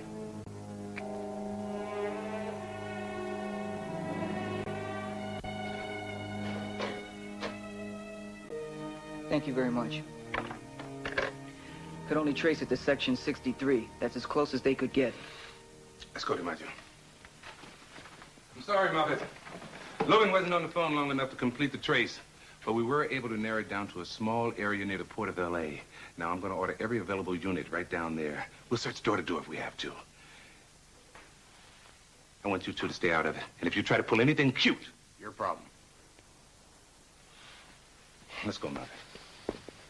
You're not going to let him tell you what to do. I just did. But it doesn't mean I have to listen to him. Are you familiar with the art of scientific detection, Miss Martin? Let's run the last tape Logan sent.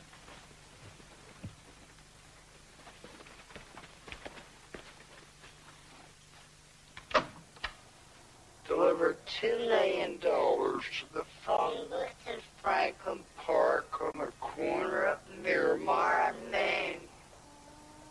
Here. 2 p.m. today. That whistle in the background. Now, I just heard it when Logan called again.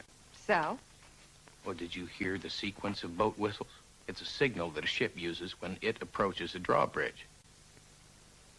There's only one drawbridge into Port L.A.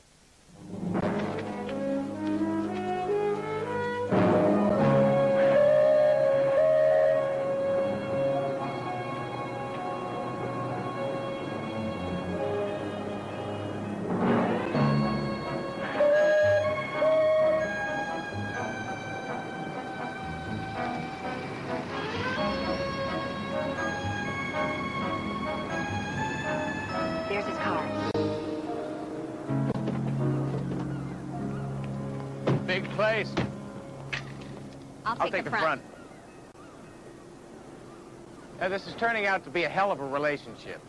This isn't a relationship. This is a business. Is it? Okay, you take the front. Considering our past experience with Mr. Logan, I'd say there's a high degree of probability that he'll choose an alternate avenue of egress. Is that a scientific deduction? Women's intuition. Great.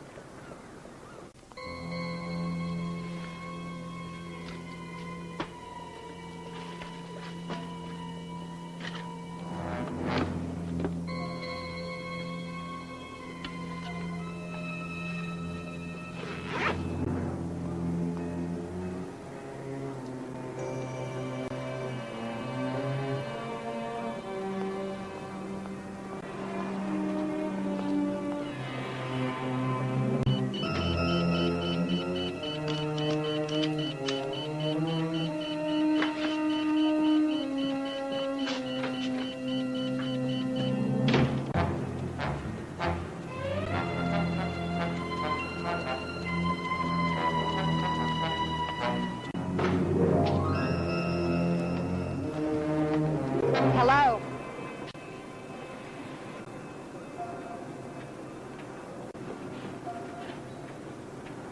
I thought you were dead. Well, I'm not. But you are. Zoe? Drop the gun, Houston. This is between Logan and me. He killed my sister. Now, look, I know how you feel. I said drop the gun. Now kick it away.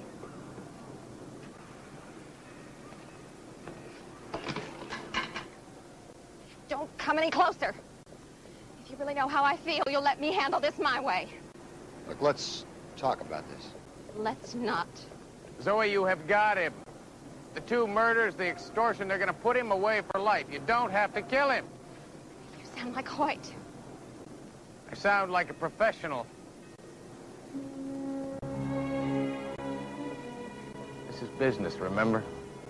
Is it?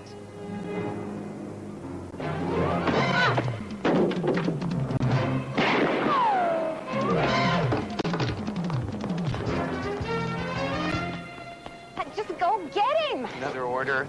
Mine.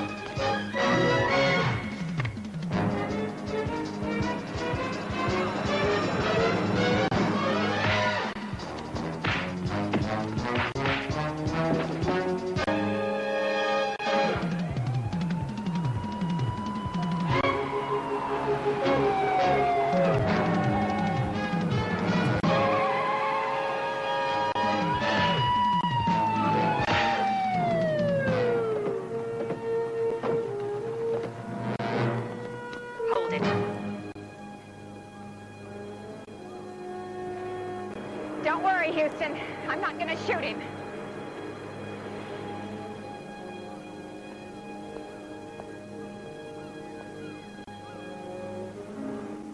He's not worth it.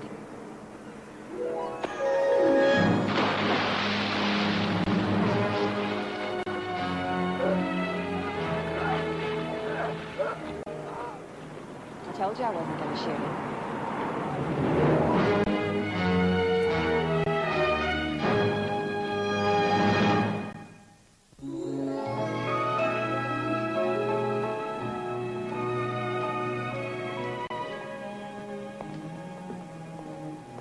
you go. Now, I want to thank you for buying dinner tonight, Houston. We sure don't have restaurants like that back home in Seattle. Are the portions always that small? Well, it's the least I could do. Take my favorite lady detective out to dinner on her last night in town. Am I really your favorite? Of course you are. You're the only lady detective I know. Well, I think we make a great team. You do. With my brains and your... Well, I'm sure we could think of something for you to do. Well, how very thoughtful of you. Well, I'm always good to my employees. Your employees. I thought you might like to join me back in my Seattle office. Matt, there's so much you need to learn about scientific detection. And you can't rely on brawn and good looks forever, you know. I know you'd have to start at the bottom, but... Well, let me tell you what you can do with your bottom, Miss P.I. Martin. I mean, I have had it up to here with you. You're constantly yipping at me, telling what to do. I can't work that way. I tell you what, I've got a good mind to find a wagon, folks, and bend you over my knee. I'm telling you what, nah, I could never do that. I'll tell you what, you're out of here.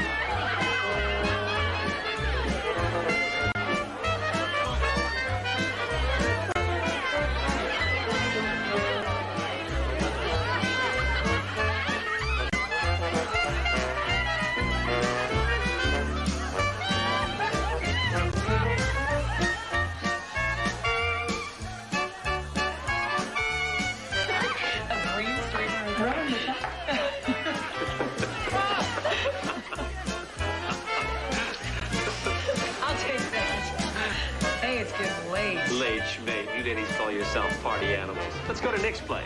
What do you think, Joe? I think we have a 6 a.m. flight tomorrow. Hey, no problem. I'll get you there on time.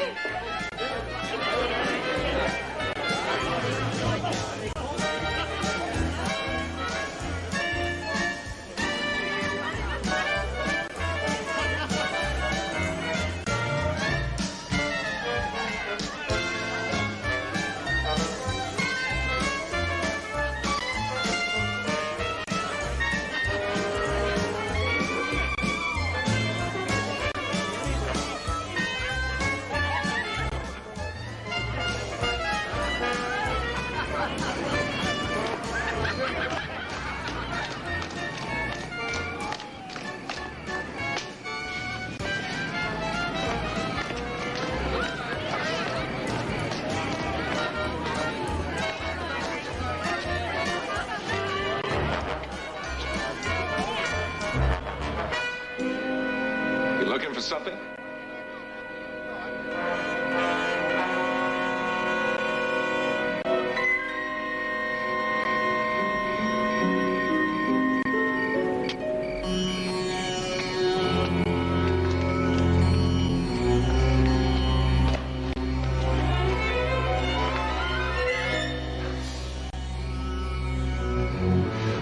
What do you want? Money?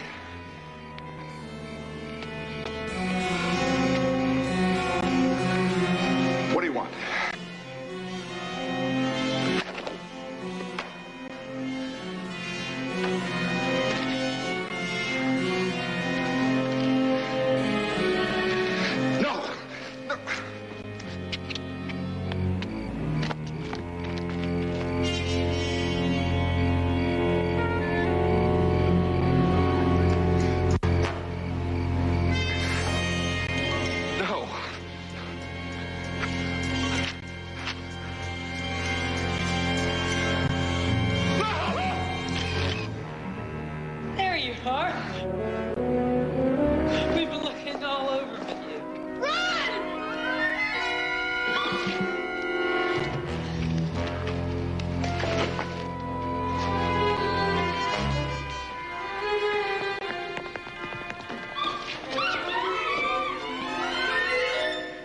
My ankle!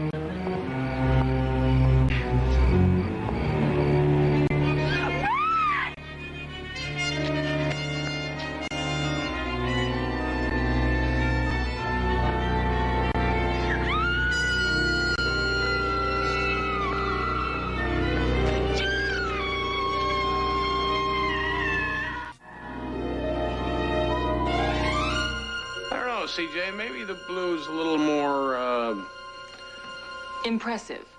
you know, well, I like the white myself. It's subtle yet elegant. yeah, well, it's just that, you know, Joanne's an old friend of mine. Her daddy used to own the best clothing store in Houston. And all the years she worked there, she considered me one of her greatest challenges. So I'd like to look, you know. Impressive. Yeah. That accounts for the gentleman's quarterly routine. When is she arriving? She didn't say on the phone. She just said that she'd flown all night and wanted to see me as soon as possible.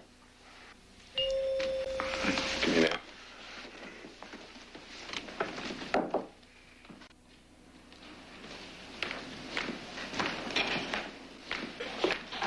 Joanne, it's great to see you after all these years. Houston.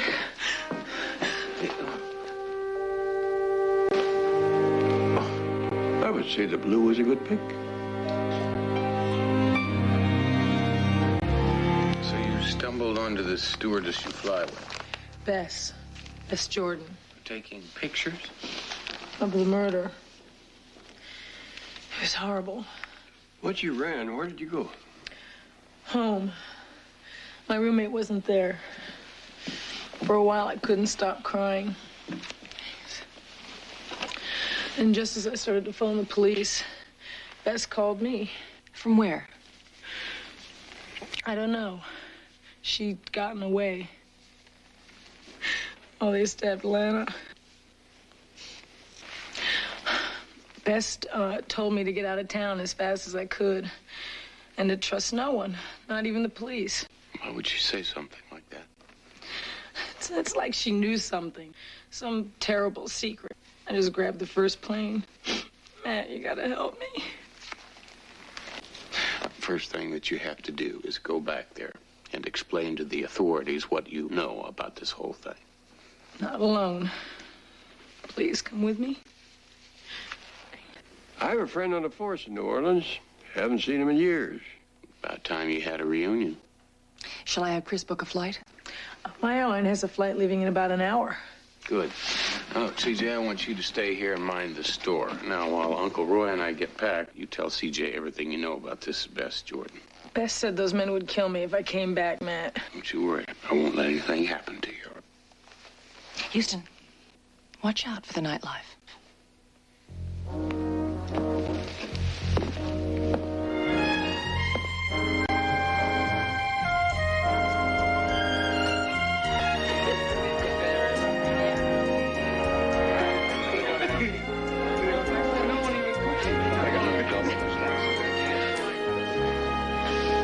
This is a passenger lounge? Looks more like a resort. Calder Air is to flying what Cartier is to diamonds. The owner's quite a New Orleans booster. In fact, there he is.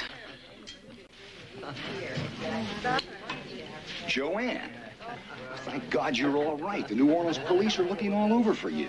The police? You were spotted along with Bess Jordan at the scene of a murder. They can't find Bess either. Why'd you run to L.A.? To get help. Philip Calder, this is my friend Matt Houston, and his Uncle Roy. Matt and Roy are private investigators. I see.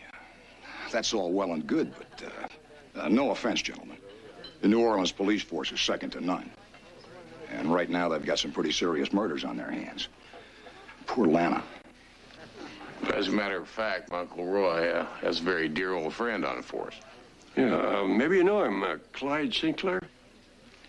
Sinclair, yeah, a detective, isn't he? Close to retirement? Close. He's had his farewell speech memorized for the last 10 years. Well, then, any friend of New Orleans' finest is a friend of mine. Sandy, champagne for these folks. If nothing else, We can celebrate the best damn town in America. Follow me.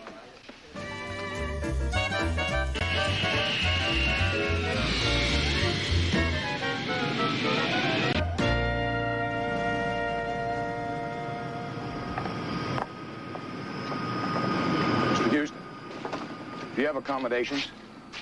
Yes, we're staying at the Gulf Court Hotel. Oh, good. That's one of our best. If there's anything I can do to help while you're in town, just let me know. Thank you. You bet.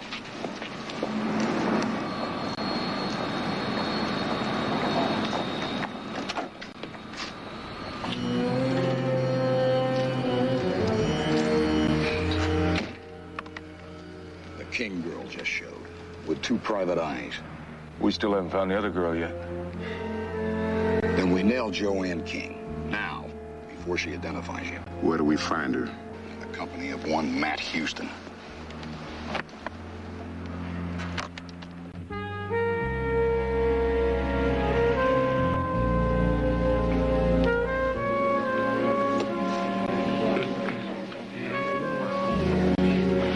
Hold it.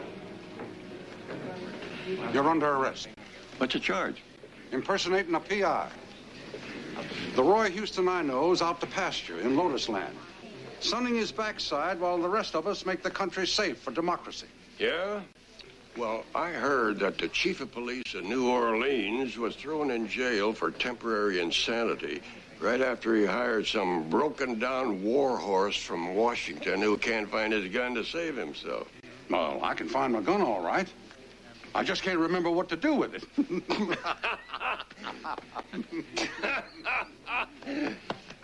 Clyde Sinclair. I want you to meet my nephew, Matlock Houston. It's a pleasure, Mr. Sinclair. Uncle Roy's told me an awful lot about you. Oh, well, in that case, the charge is slander. And this is my friend, Joanne King. Yes, indeed. I'm obliged to invite you to the station house for a long chat, young lady. You know, I've always found those police garrets to be rather cold. Couldn't we have this chat in our room? You wouldn't be trying to take advantage of the 20 years we spent together in the trenches, would you, Roy? No, I think he's referring to the excellent brandy we had delivered up to our suite. Oh, well, come to think of it, police stations give me a chill, too.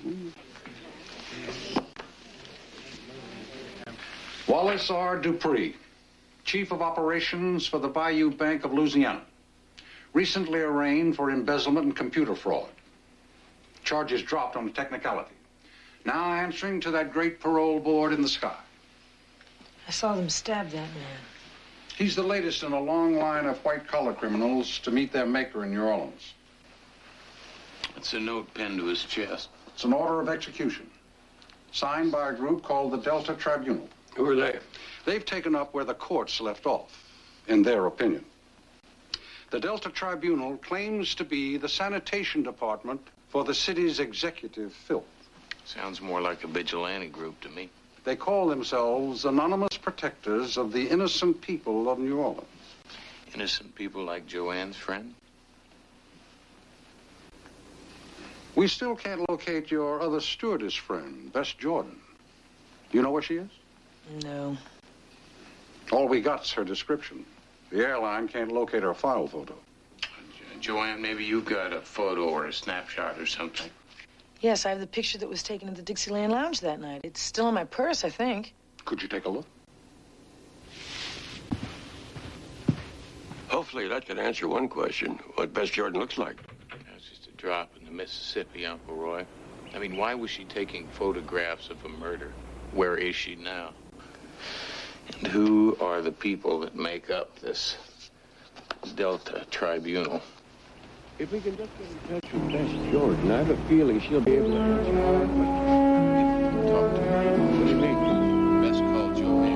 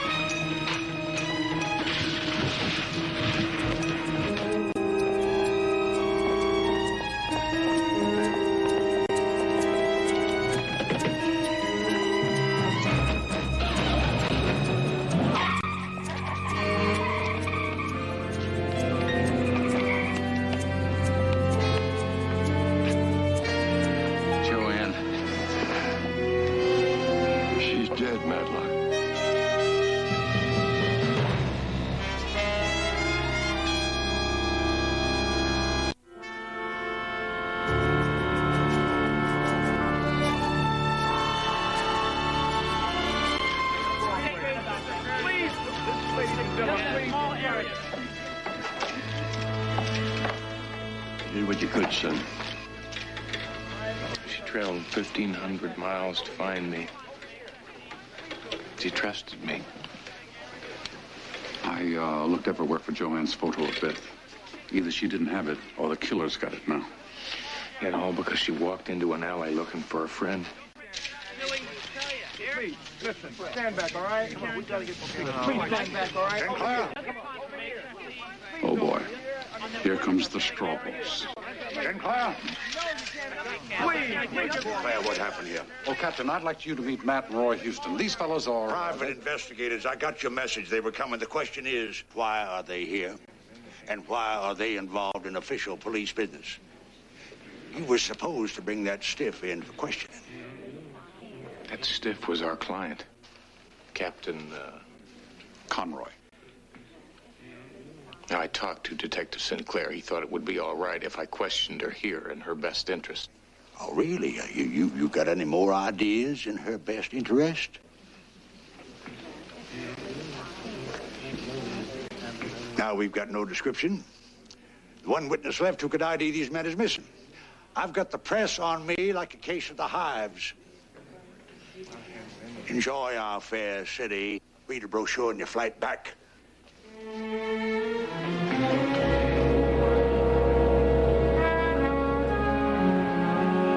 Conroy is from an old blue blood family. He's not used to seeing his name in the paper in anything but favorable print. He's taken a lot of heat. With his personality, I can't imagine why. Somewhere out there is a girl who can identify Joanne's killer. We're gonna find her before they do. Matt, I don't think my department's going to cut into any further involvement on your part. Look, Clyde, if you have to back away from this one, we can understand. I look at this boy's eyes, Roy, and I see you 30 years ago in Berlin. What the hell? Won't be the first time I've turned a deaf ear.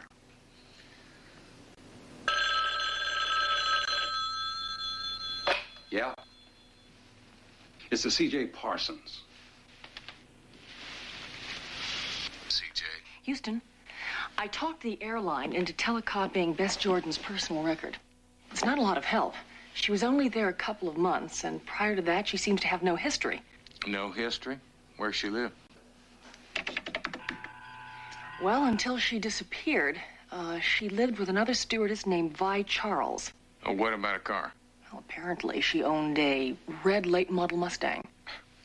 Well, I don't suppose the airline can explain what happened to her file picture. Well, the clerk that I talked to said that it was just torn out of the file. There is something rotten going on in New Orleans, C.J. I mean, why did Bess warn Joanne not to go to the police? I mean, what's going on here? I don't have an answer for you, Houston. Yeah, look, I know. All right. The first thing in the morning, we'll start with a visit to Bess Jordan's roommate. Thanks, C.J. Houston, I'm sorry about Joanne. So am I.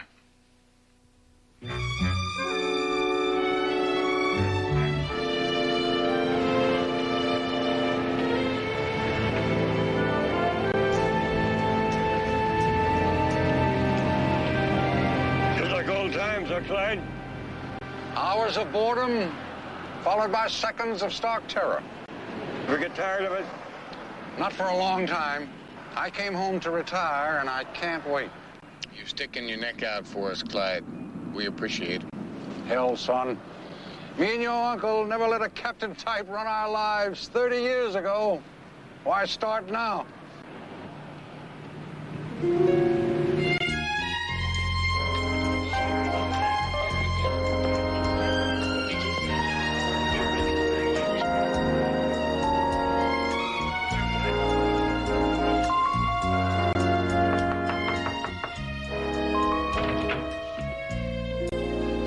Got a couple of minutes?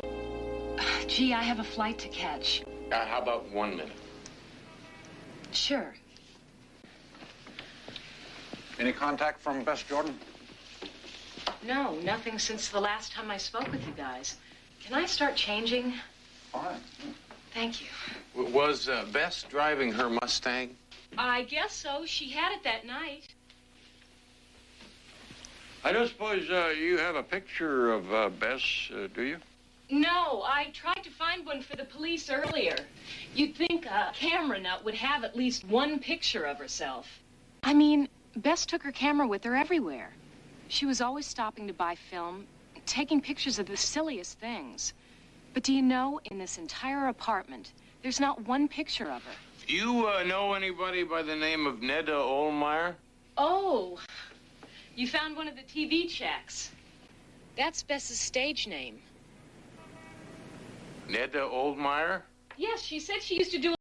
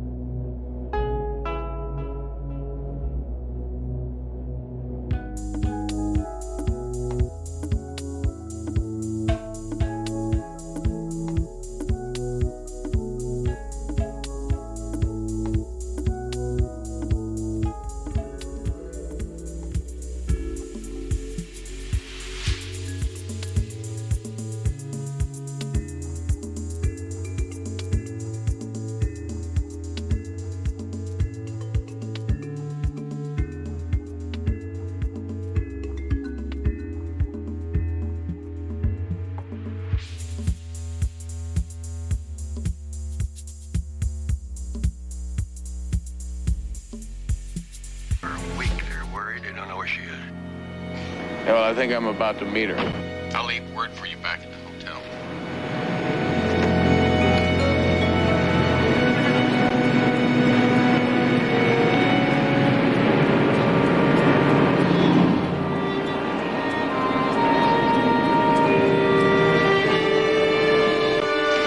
Here you go.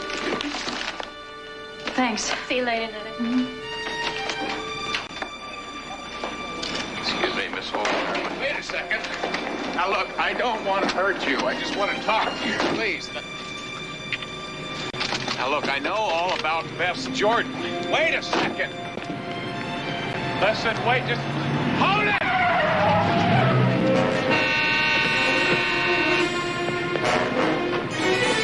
Back over here, Netta.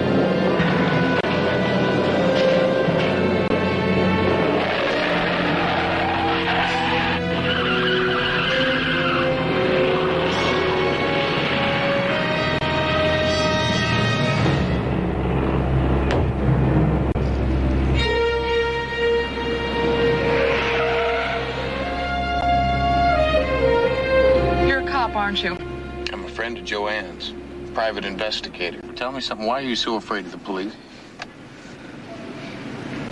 Joanne's dead.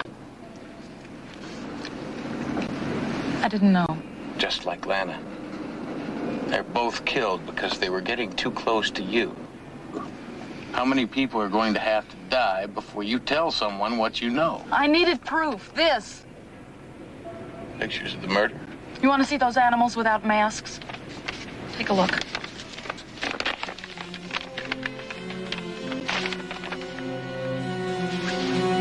Well?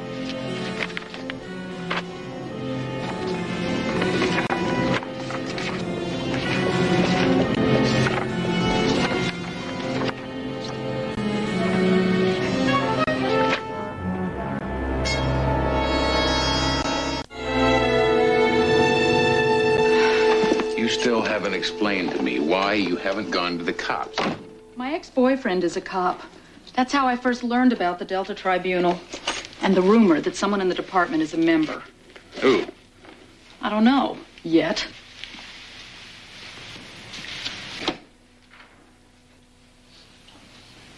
Some hideout? It belongs to my aunt. She always goes to Europe around Mardi Gras. Can't stand the crowds. Damn it. The camera must have broken when it hit the ground that night. Which fogged your film? I had them. A network feed for sure, and I blew it.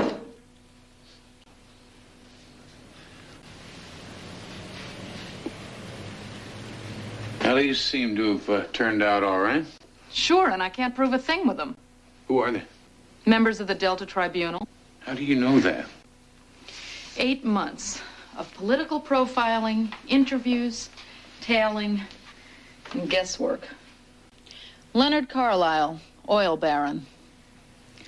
Paul Delaney, Chamber of Commerce. Eleanor Sims, district judge. And this one, the high executioner. Philip Calder, president of Calder Airlines. I took the job with Calder Airlines to get closer to him. That explains how they got a hold of your file photo and how they knew where to find Joanne. The guerrillas with him are the hit team. Employees named York and Morris. They're the ones that killed Joanne. Yesterday, I thought I had the pictures to prove it. Today, I've got nothing. Well, now you know that and I know that. But they don't. What are you talking about? Setting a trap. And what if you went to Calder, offered him those pictures for a price? We've got no pictures. If he takes the bait, we may as well have. He'd kill us. You don't know these people. They never leave witnesses. Please just listen to me, Ned. Now, we owe something to Joanne, you and me. She's lying dead on a slab of marble because I couldn't protect her. Now, both Joanne and Lana are dead because they were looking for a friend that they trusted. A friend that was using them for cover. And no television job in the world is going to change that.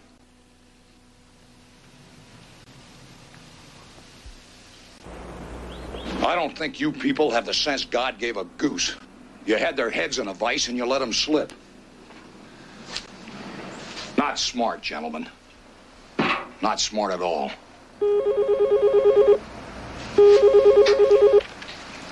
Philip Calder. Who? I'm listening. I want $100,000 in cash. Pier 12 warehouse, midnight. Play straight and you get the photos instead of the morning papers. Blackmail? I thought this was some kind of self-righteous crusade. I finally realized it doesn't pay as well. The negatives, too? Yes, but I want that money personally delivered by you. All right. But, Miss Jordan, we'd both better be playing this straight.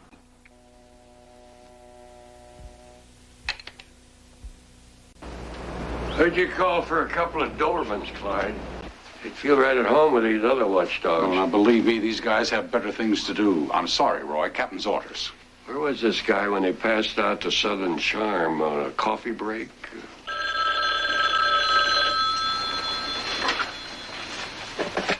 Roy Houston. It's Matt. You all right? Yeah, I'm fine. Look, are you alone? I'm with Clyde and a couple of officers. Tell Clyde to get rid of the others. Clyde, how about putting out a couple of dogs? All right. Thank you. Come on. Clear. All right, here's the scoop. I'm with Neda Ohlmeyer. We're getting ready to hook the big fish in the Delta Tribunal. What are you talking about? Well, some embarrassing snapshots.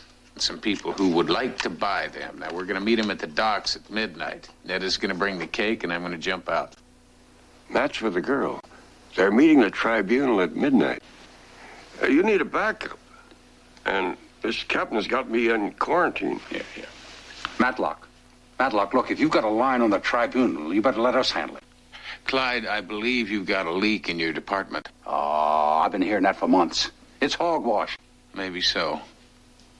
But to make sure, I've got to fly this one solo. Son, you realize you're sticking me between a rock and a hard place just telling me this, don't you? All I need is 6 hours. Well, how many more times do you expect me to go deaf? 1. I want him real bad, Clyde. What did you say? I can't hear you.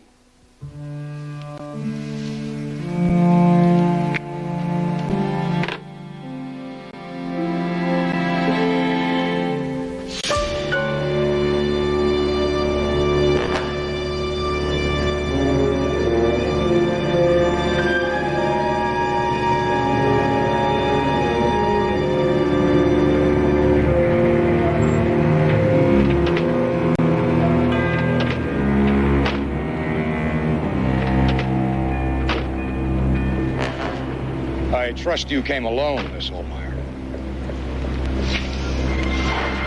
Or is it Jordan? Ohlmeyer. You brought the pictures? And the negatives? Let me see them. You first.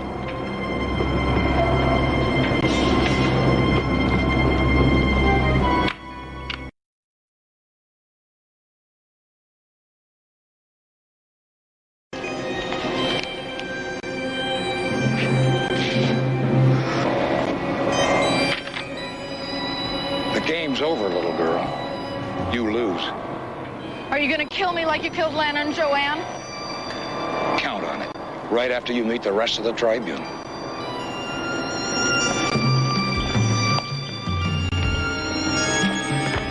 I'd like to meet that bunch myself, Calder. Trust you'll make the introductions.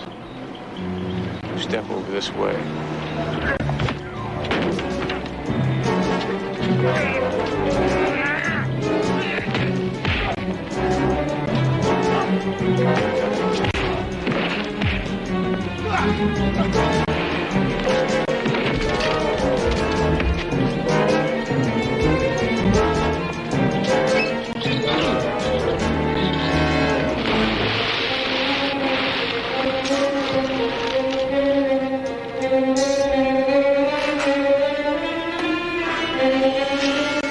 Double-crossed us.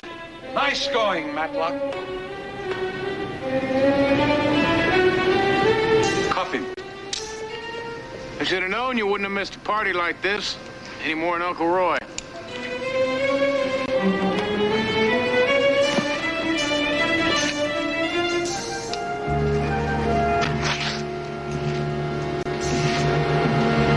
The world is full of surprises, Mr. Houston. Welcome to the Delta Tribunal.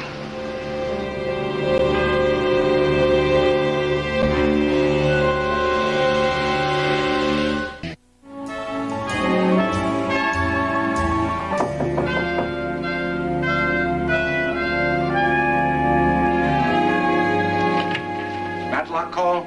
No. The drop was an hour ago. There's something wrong. I should have been there. I would have been there if Matlock hadn't been so all-fired convinced there's a spy in the department. You check the docks? Some. There's miles of waterfront, Roy. If he had just said where. Clyde, you gotta get me out of here. I do, and the captain's got my backside on a plank. I'm 5 months from retirement, Roy. That's my nephew out there. That's all I can do, Roy. Where's the Napoleon? I could use one. Clyde, what if I call the captain and try to pull that old act about being a friend of the federal judge? A, he's home asleep. B, it's a 100-to-1 shot. Well, those are the best odds I've had yet. You have his number? Address book's in my jacket.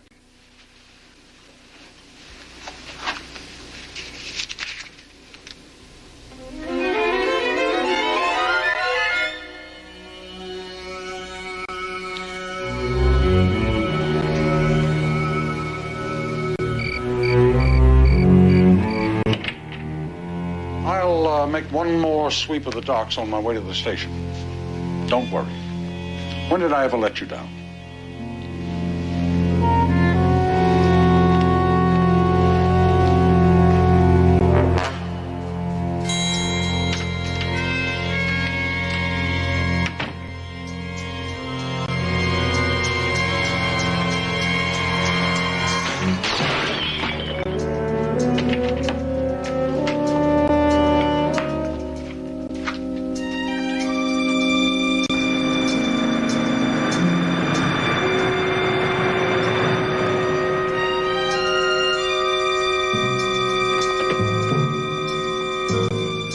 Follow that car.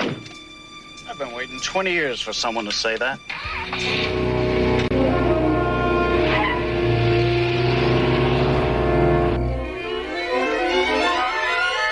Ronald T. Cates, 36. Professor of Sociology at City College. Known to advocate communal living and marital experimentation. Chairman of the First Amendment Committee, civil rights activist, with a history of intervention in felony prosecutions. How do you rule? Execute.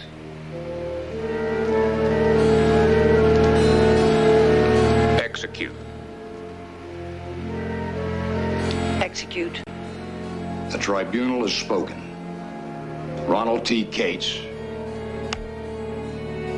execution. And now, one final verdict. The tribunal has asked for a summary judgment on the lives of Netta J. Ohlmeyer, alias Bess Jordan, and Matt Houston. How do you rule? Execute. Phil, you're taking this too far. Negotiate with him. Too much risk. Execute. You people are not just killing criminals anymore, you're killing citizens. Shut up. The verdict is... What's going on here? A trial. What does it look like? But these people committed no crime. Blackmail, assault. Calder, you don't kill people for that. They know too much. Well, if we just explain to them why we've done what we've done. You're outvoted, Clyde. Execute. Do it in the garden, Morris.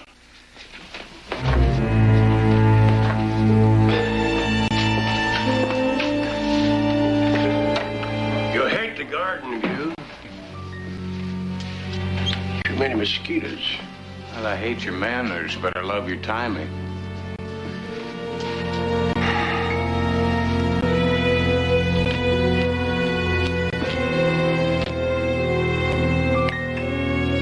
What do you think you're doing?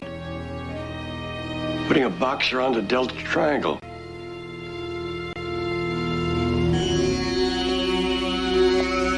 Better refigure, old man.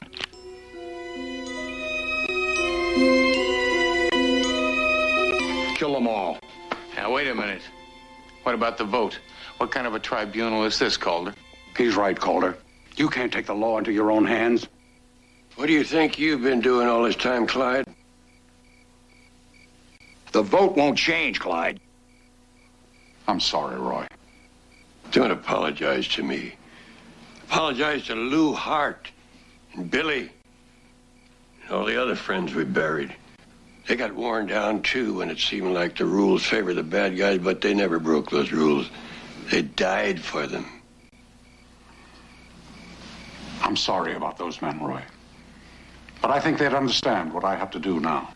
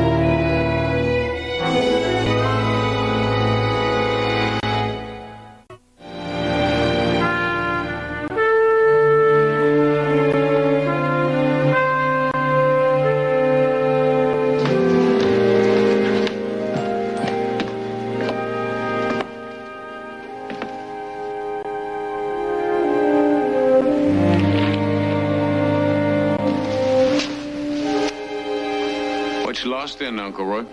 Old friend. I was thinking about how they changed in the years that get away. I always thought that the best part of old friends was that they bring out the best in one another. Clyde's got a tough fight ahead of him, Matlock. You got him the best lawyer in the city. He knows you care. Yeah, I care. So what you doing tonight? Oh, I thought I'd just stay in. What are you going to do? I'm going to the theater. Got the Rivington's tickets. Why don't you join us? Maud Rivington? I think I'll just find a book. Are you sure? I mean, we've got extra seats. You may need two just for Maud. Actually, Maud's not going. No? No, see, I'm taking her niece and a girlfriend. They're just in from Dallas. A short time. Just long enough to apply to one of our modeling schools. But if you would prefer to be alone, Then again, misery loves company.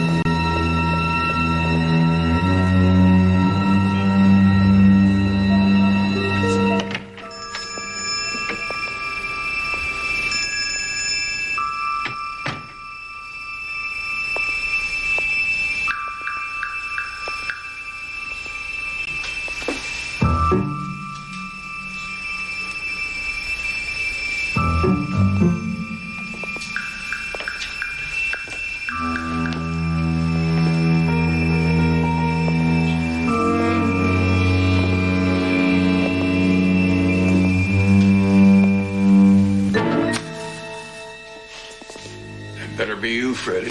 I'm sorry about the cloak and dagger stuff, old chap. But I really think it's necessary. Get to the point, Freddie. You dragged me across 2 continents to tell me something. What is it? Petrovich. I haven't heard that name in years. Well, none of us has, but he's back. It's impossible. I saw him. He's already tried to kill me once. You remember what he said he'd do to us if we ever got out?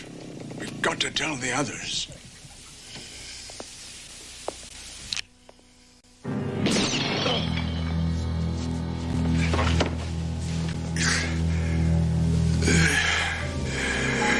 Go warn the others. It's too late for me. Tell Five Fingers about Petrovich.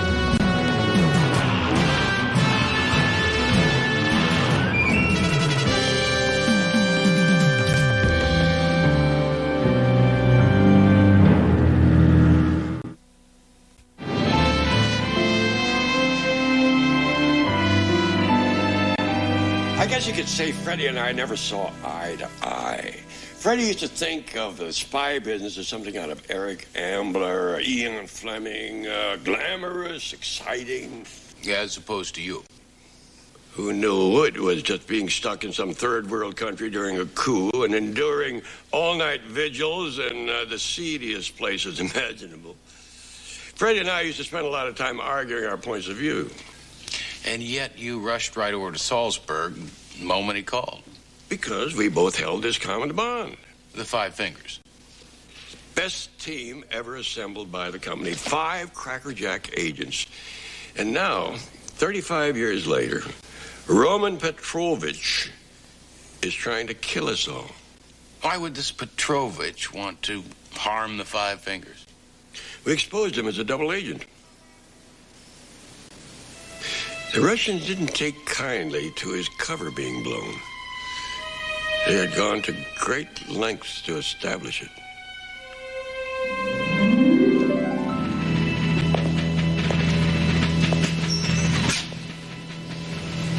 I thought we were all friends. You sold us out there. Or perhaps we should call you by your true name, Comrade Petrovich. You found out my little secret. Spying from Mother Russia and the company has kept you pretty busy. I knew it was always just a matter of time before my cover was blown. But KGB will welcome me back with open arms. I sincerely doubt that, old chap. They won't appreciate that you've been using your double agent status for your own personal gain. What are you talking about? Smuggling out Russian national treasures and selling them here on the black market. They don't know it's me. They do now. You don't understand what they'll do to me. We know exactly what they'll do to you, old chap. Expect you'll be spending quite a bit of time in Siberia. They can't keep me in jail forever. Our men have escaped. And when I do, I'll come back. And that's a promise. I'll be back for all of you.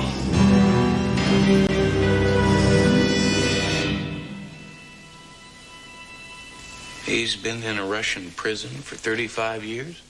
Obviously, he's not anymore. We're going to warn the others. Well, who are the other 3? Well, there's Ed Thompson. He's living up in Vegas. CJ's trying to get him on the phone. And then there's Reels. Reels? Your old partner, Art McMillan, the movie buff? Lives and breathes them. Huh. Well, where do we find the fifth? We don't. She's dead. I'm afraid I've got some bad news, Roy. Thompson? He was killed in a car accident a few miles outside of Las Vegas just a few days ago. Apparently, his Jeep ran off the side of the road. That was no accident. If so, that means that Art McMillan's days are numbered. And if I have anything to say about it?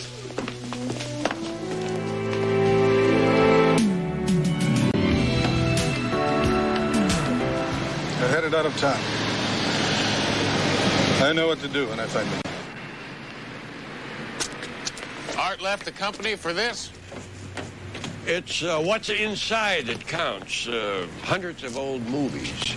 And Art inspects everyone before this company rents them out.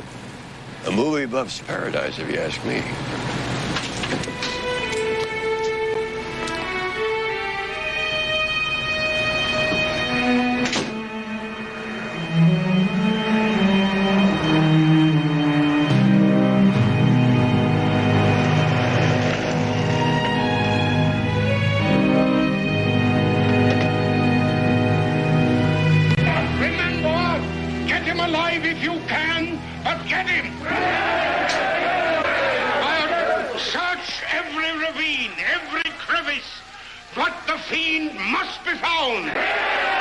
Wolfman.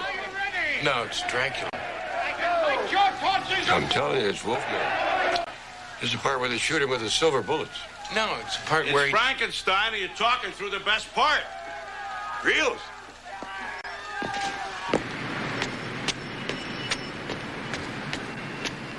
Where's Frankenstein? Now, Frankenstein, where are you? Roy Houston, what are you doing up here? It's Petrovich.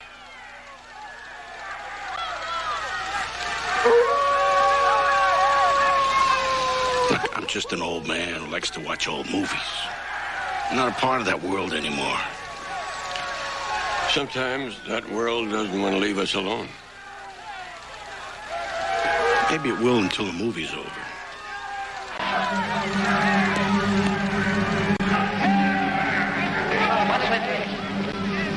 Listen. It's Frankenstein. That way.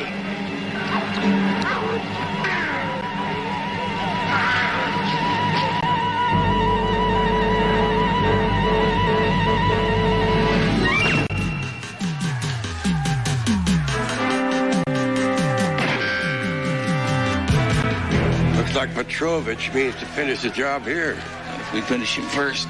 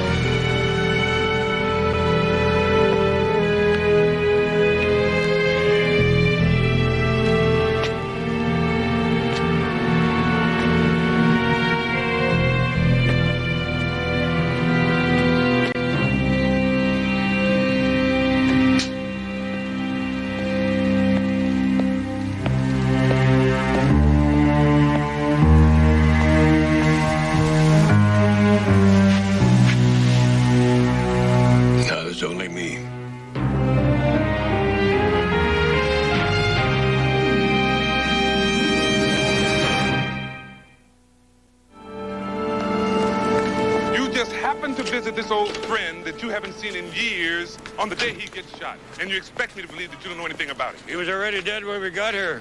Why do I find it so hard to believe? Why would my uncle lie to you? Because 9 out of 10 times when I run into you Houstons, it's not at a family picnic. Don't get upset. It's bad for your ulcers. You two are the reason that I have them. Well, yelling is not going to get you those answers either, Hoyt. How about withholding evidence pertaining to a murder investigation? Will that help me to get those answers? Not if we don't have them, Lieutenant. Well, God help you if you do. Especially if somebody else ends up dead because of it. No one will be sorrier than me. Look, do you mind explaining to me just what was going on back there? What do you mean? I know we all lied to Hoyt on occasion. I've been known to do it myself every now and then. But you got to throw him a tidbit, something to go on. You just stood there and lied to the man outright. Company secrets, boy. We have gone to great lengths to keep our business away from outside eyes. And besides, this is between me and Petrovich. Look, whoever shot McMillan pushed me down those stairs. I tell you, it was no 65-year-old Russian. So, Petrovich got himself an accomplice. Even somebody as crafty as Petrovich needs a little help with the dirty work once he reaches the golden years. I still think we ought to fill Hoyt in on this. We're dealing with things here that only a select few are supposed to know. He told me about it. You're different. You're family. Besides, I need somebody to do my dirty work.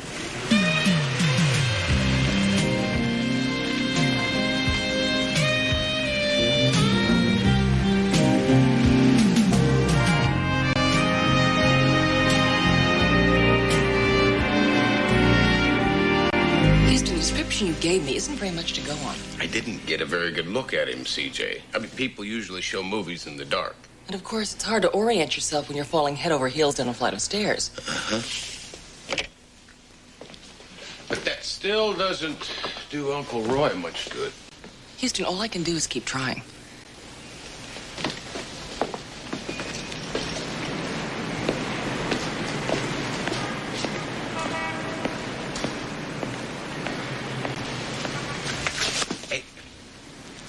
I didn't mean to sneak up on you.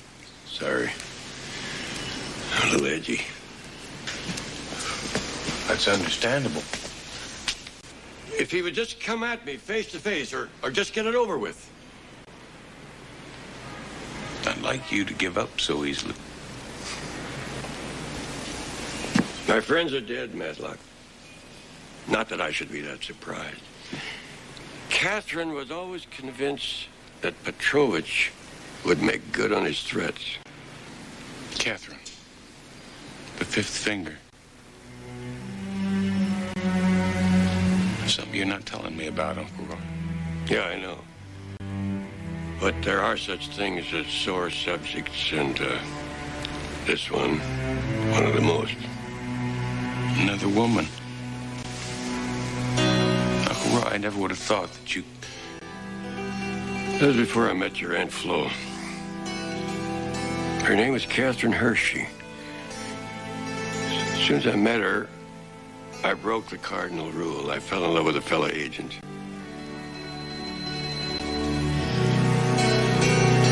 The company hated it. The short time we had together, among my fondest memories. Her death was something else. How did she die? West Berlin, a couple of years after the war. There was nothing I could do about it.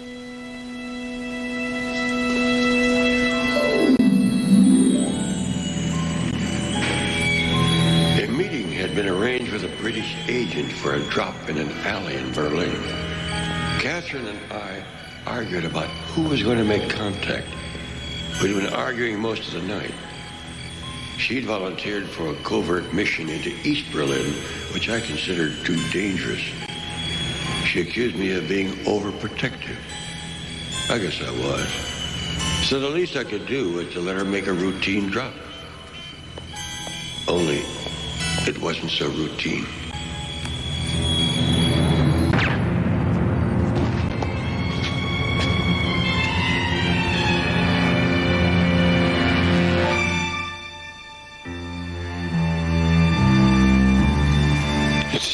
Someone had gotten to our supposed friend in the British Secret Service.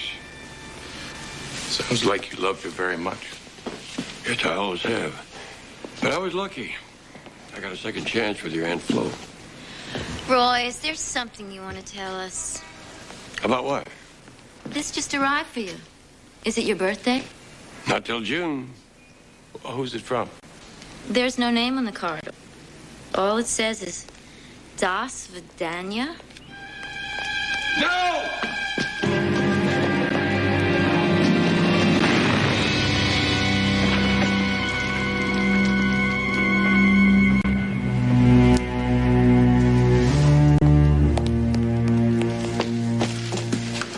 Are you all right?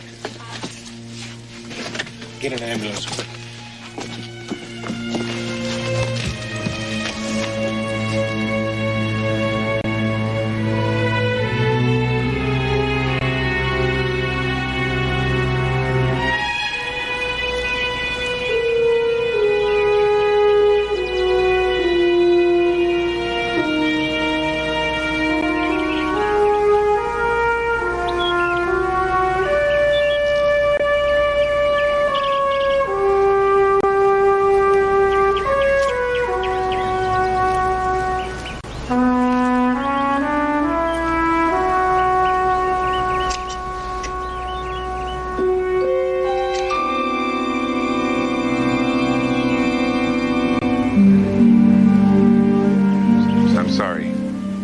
Sorry.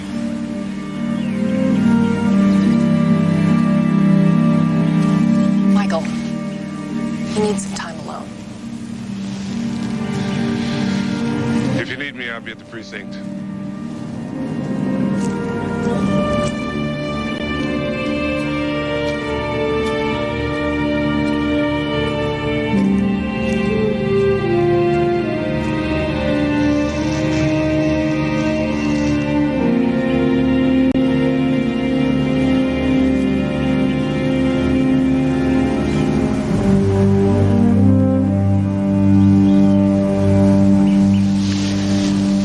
What'd you think?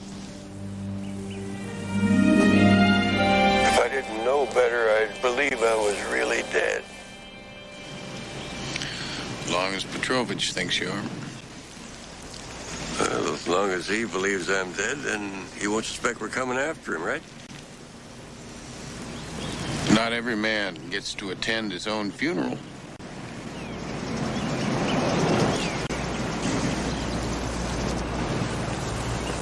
Don't you think CJ is overplaying her part a bit? What are you talking about? The grieving widow. Putting flowers on the casket. That's not CJ. I think you better check it out, boy. What's the matter? Just find out who she is.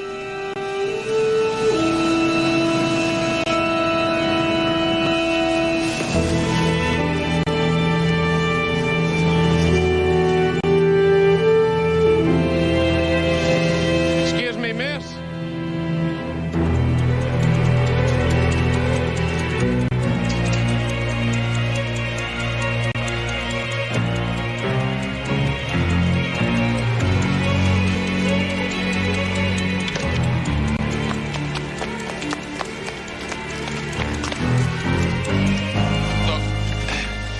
Look, I hate to intrude on your grief, but I'm Roy Houston's nephew. I'd like very much to know who you are. It's not important. It is to me.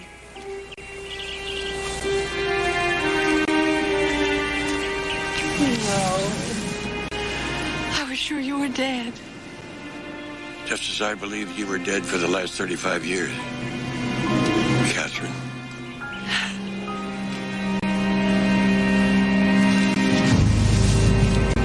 Get down.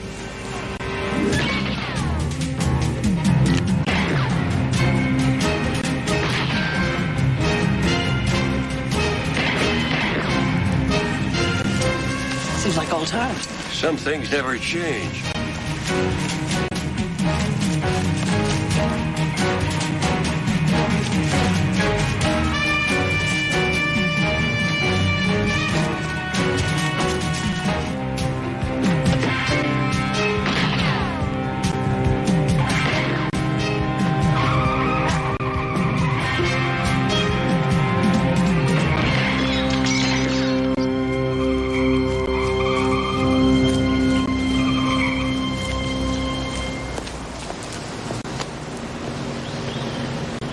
was hoping for a more peaceful and respectful ending to my funeral. He's probably on his way back to tell Petrovich that you've come back from the dead.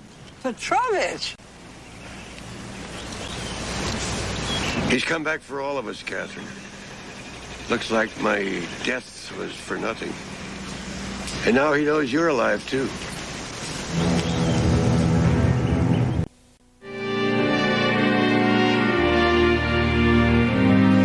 If you were alive all these years, how could you stay away? I had to.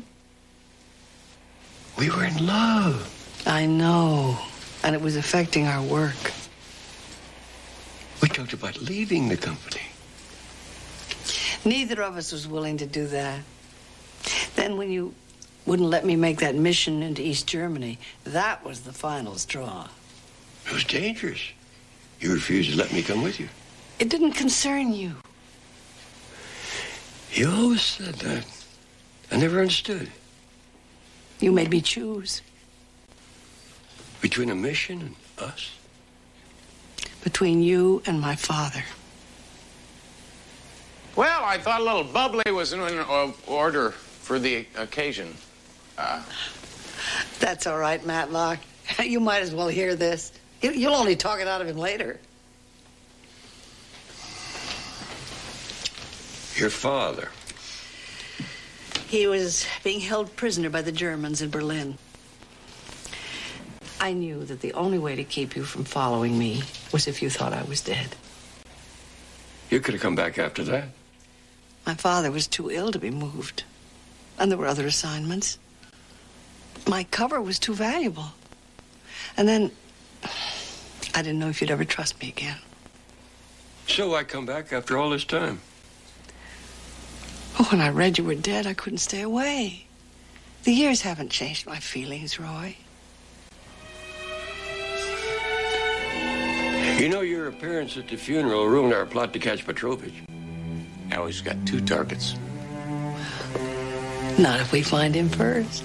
Well, tell me something. How does one go about locating a Russian spy? You ask the KGB.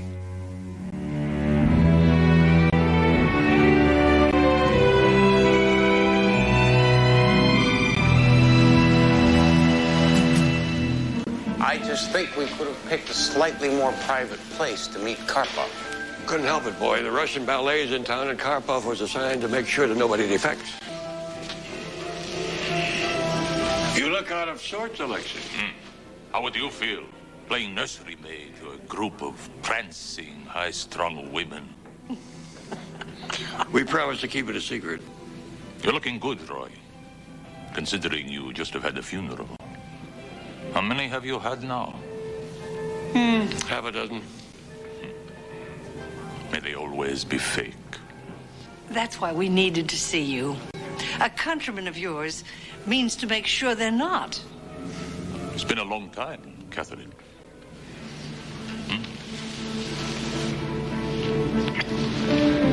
And you must be the nephew who Roy wanted me to get out of Southeast Asia. It's a pleasure.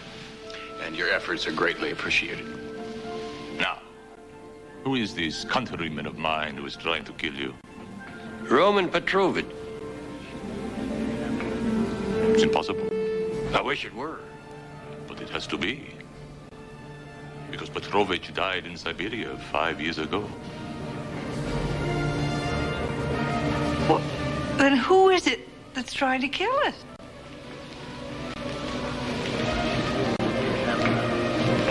Looks like we're gonna get a chance to find out. Cover the exits.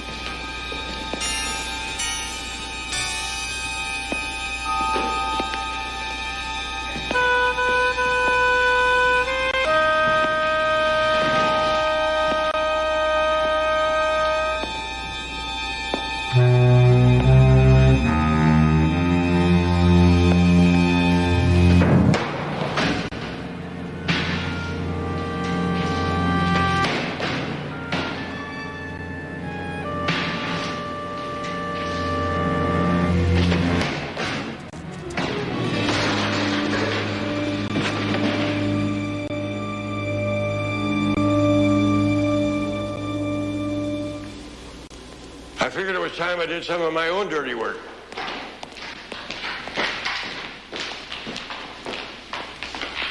You recognize him?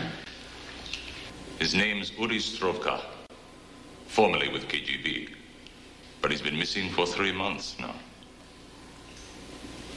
The question is, if he wasn't working for Petrovich, why did he want to kill the Five Fingers?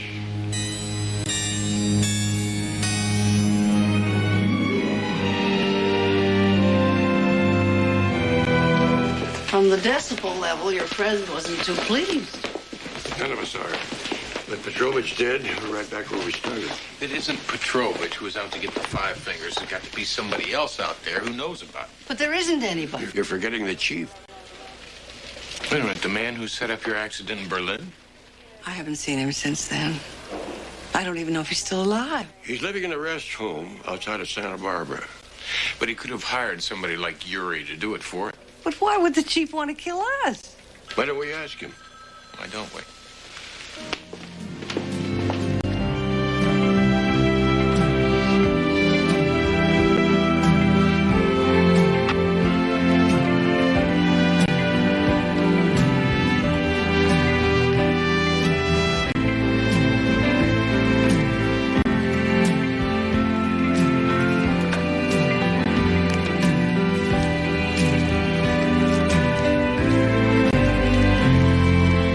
Chief? Well, well. Still coming back from the dead, I see. What's this make it, 5 times? 6. Ah, Catherine. So good to see you and Roy back together again. You must be Roy's nephew, the private detective. I knew you'd all be by at some point. Didn't you know that somebody's been trying to eliminate the Five Fingers? We thought it was Petrovich. And we learned he was dead. So you've come by to see me. You're thinking I might be behind it. Thought had crossed our minds. Sit down. Why would I want to eliminate the best team the company ever assembled? Well, you never seemed too fond of us. A man doesn't leave $1 million to people he's not fond of. I'm not sure I understand. You would in a month. 2 at the most, that's what the doctors say. Oh, dear. Oh, no, Catherine. I've led a full life. My years with the company were fruitful, my investments even more so. I've got $1 million with no family to leave it to. That's why I'm willing it to the 5 of you to be split equally by those who survive me.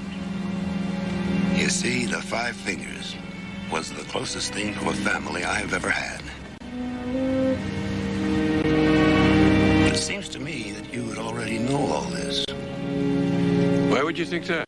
Freddie was by to see me a couple of weeks ago. I told him.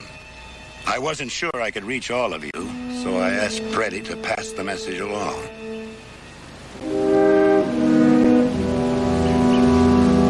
Didn't he? He passed a message, Ori.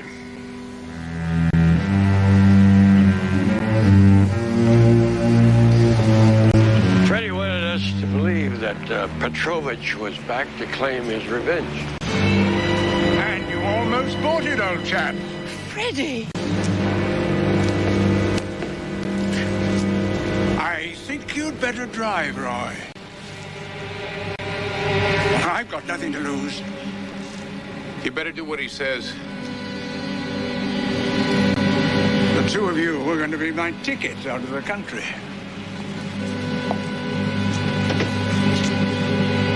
I'll be in touch.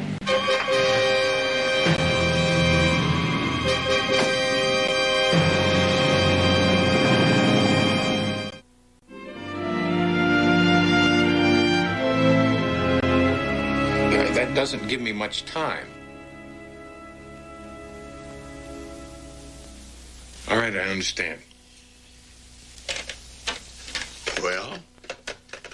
Freddie wants $1 million in cash, safe passage out of the country, a private plane, no cops, and he wants the company to guarantee it. They won't. Roy Houston and Catherine Hershey are two of the company's top agents. Former agents. Besides, the government refuses to pay ransoms. Well, Freddie is going to call back here at 3 o'clock. That gives us just 2 hours. What are we going to do? Whatever it takes to get my uncle and Catherine back. You really thought you were going to get away with this? I almost did. Until the two of you and your nephew botched things up. But you must admit I had you fooled for a while. What did you think of my death scene? Very convincing. But I don't understand why you didn't kill me there. Macmillan? Oh. You didn't know where he was, so I led you to him. All it took was planting the proper seeds. And faking your death. And blaming Petrovich. And then you hired a disgruntled KGB thug to do your dirty work. Well, it furthered the illusion. And then you'd surface after a period of time, blame Petrovich for your brush with death, and collect the chief's entire inheritance after he died. As if a fifth of it wasn't enough for you. Not for me. The rest of you went on to better things. Careers, families. All I knew was how to be an agent. $200,000 is nothing today, but $1 million will allow me to live the life I've never had, the life you've been living all these years. The company will never pay it. Oh, it's time to find out. Don't go away.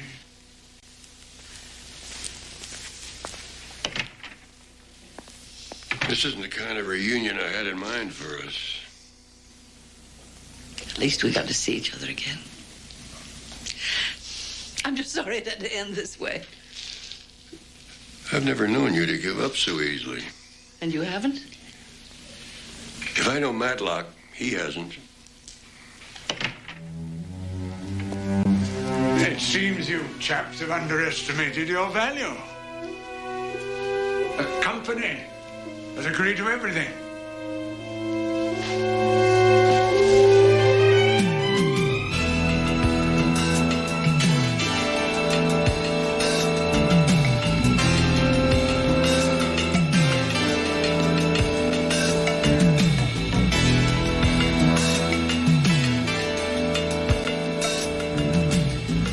Reminds me of a sting we made in the early 50s in Tangier.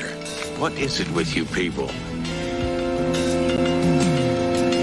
I guess I'll tell you the rest later. You better get to the plane.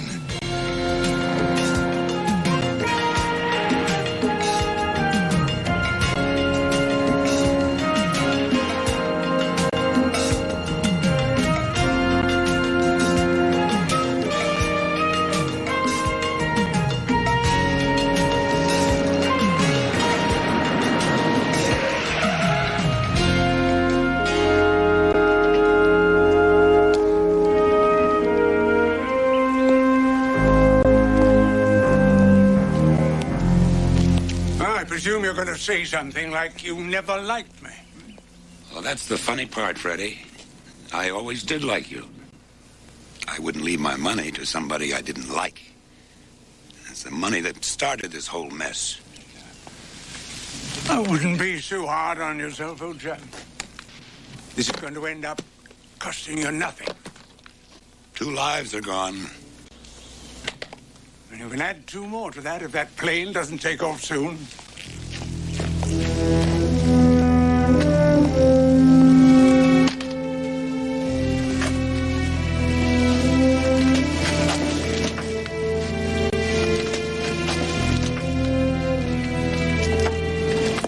Let's go. Actually, we've had our fill of flying, thank you. And I like the company, I insist. You probably hope I forgot your little pry at Tangier, where the pilot turned out to be one of our agents.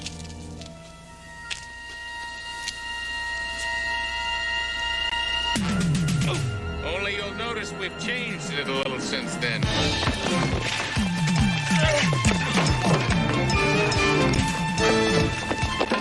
Are you all right? Okay.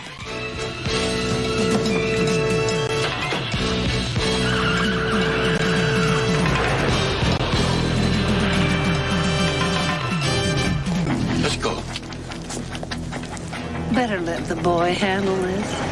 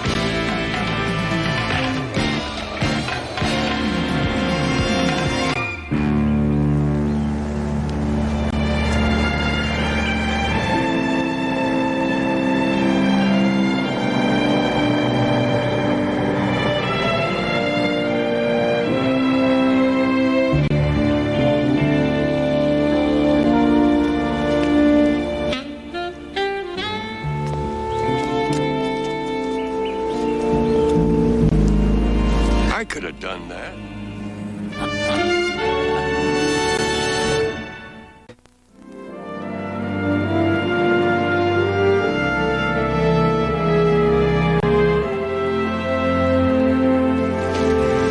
Oh, in spite of all the craziness, I've had a wonderful time. Yeah, it brought back memories. You got me to thinking that... Hey, would you look what I found? What? You haven't asked her yet? I was about to when...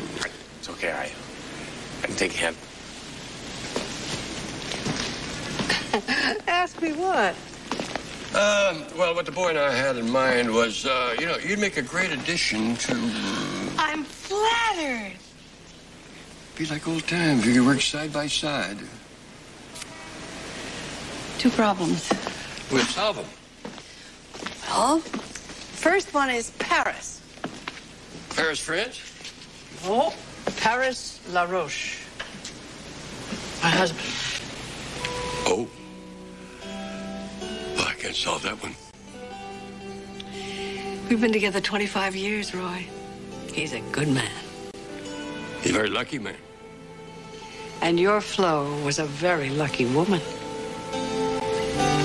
But even if I were to consider leaving Paris, there's still my second problem. My son. Named Frankfurt, I suppose. No. We named him Roy.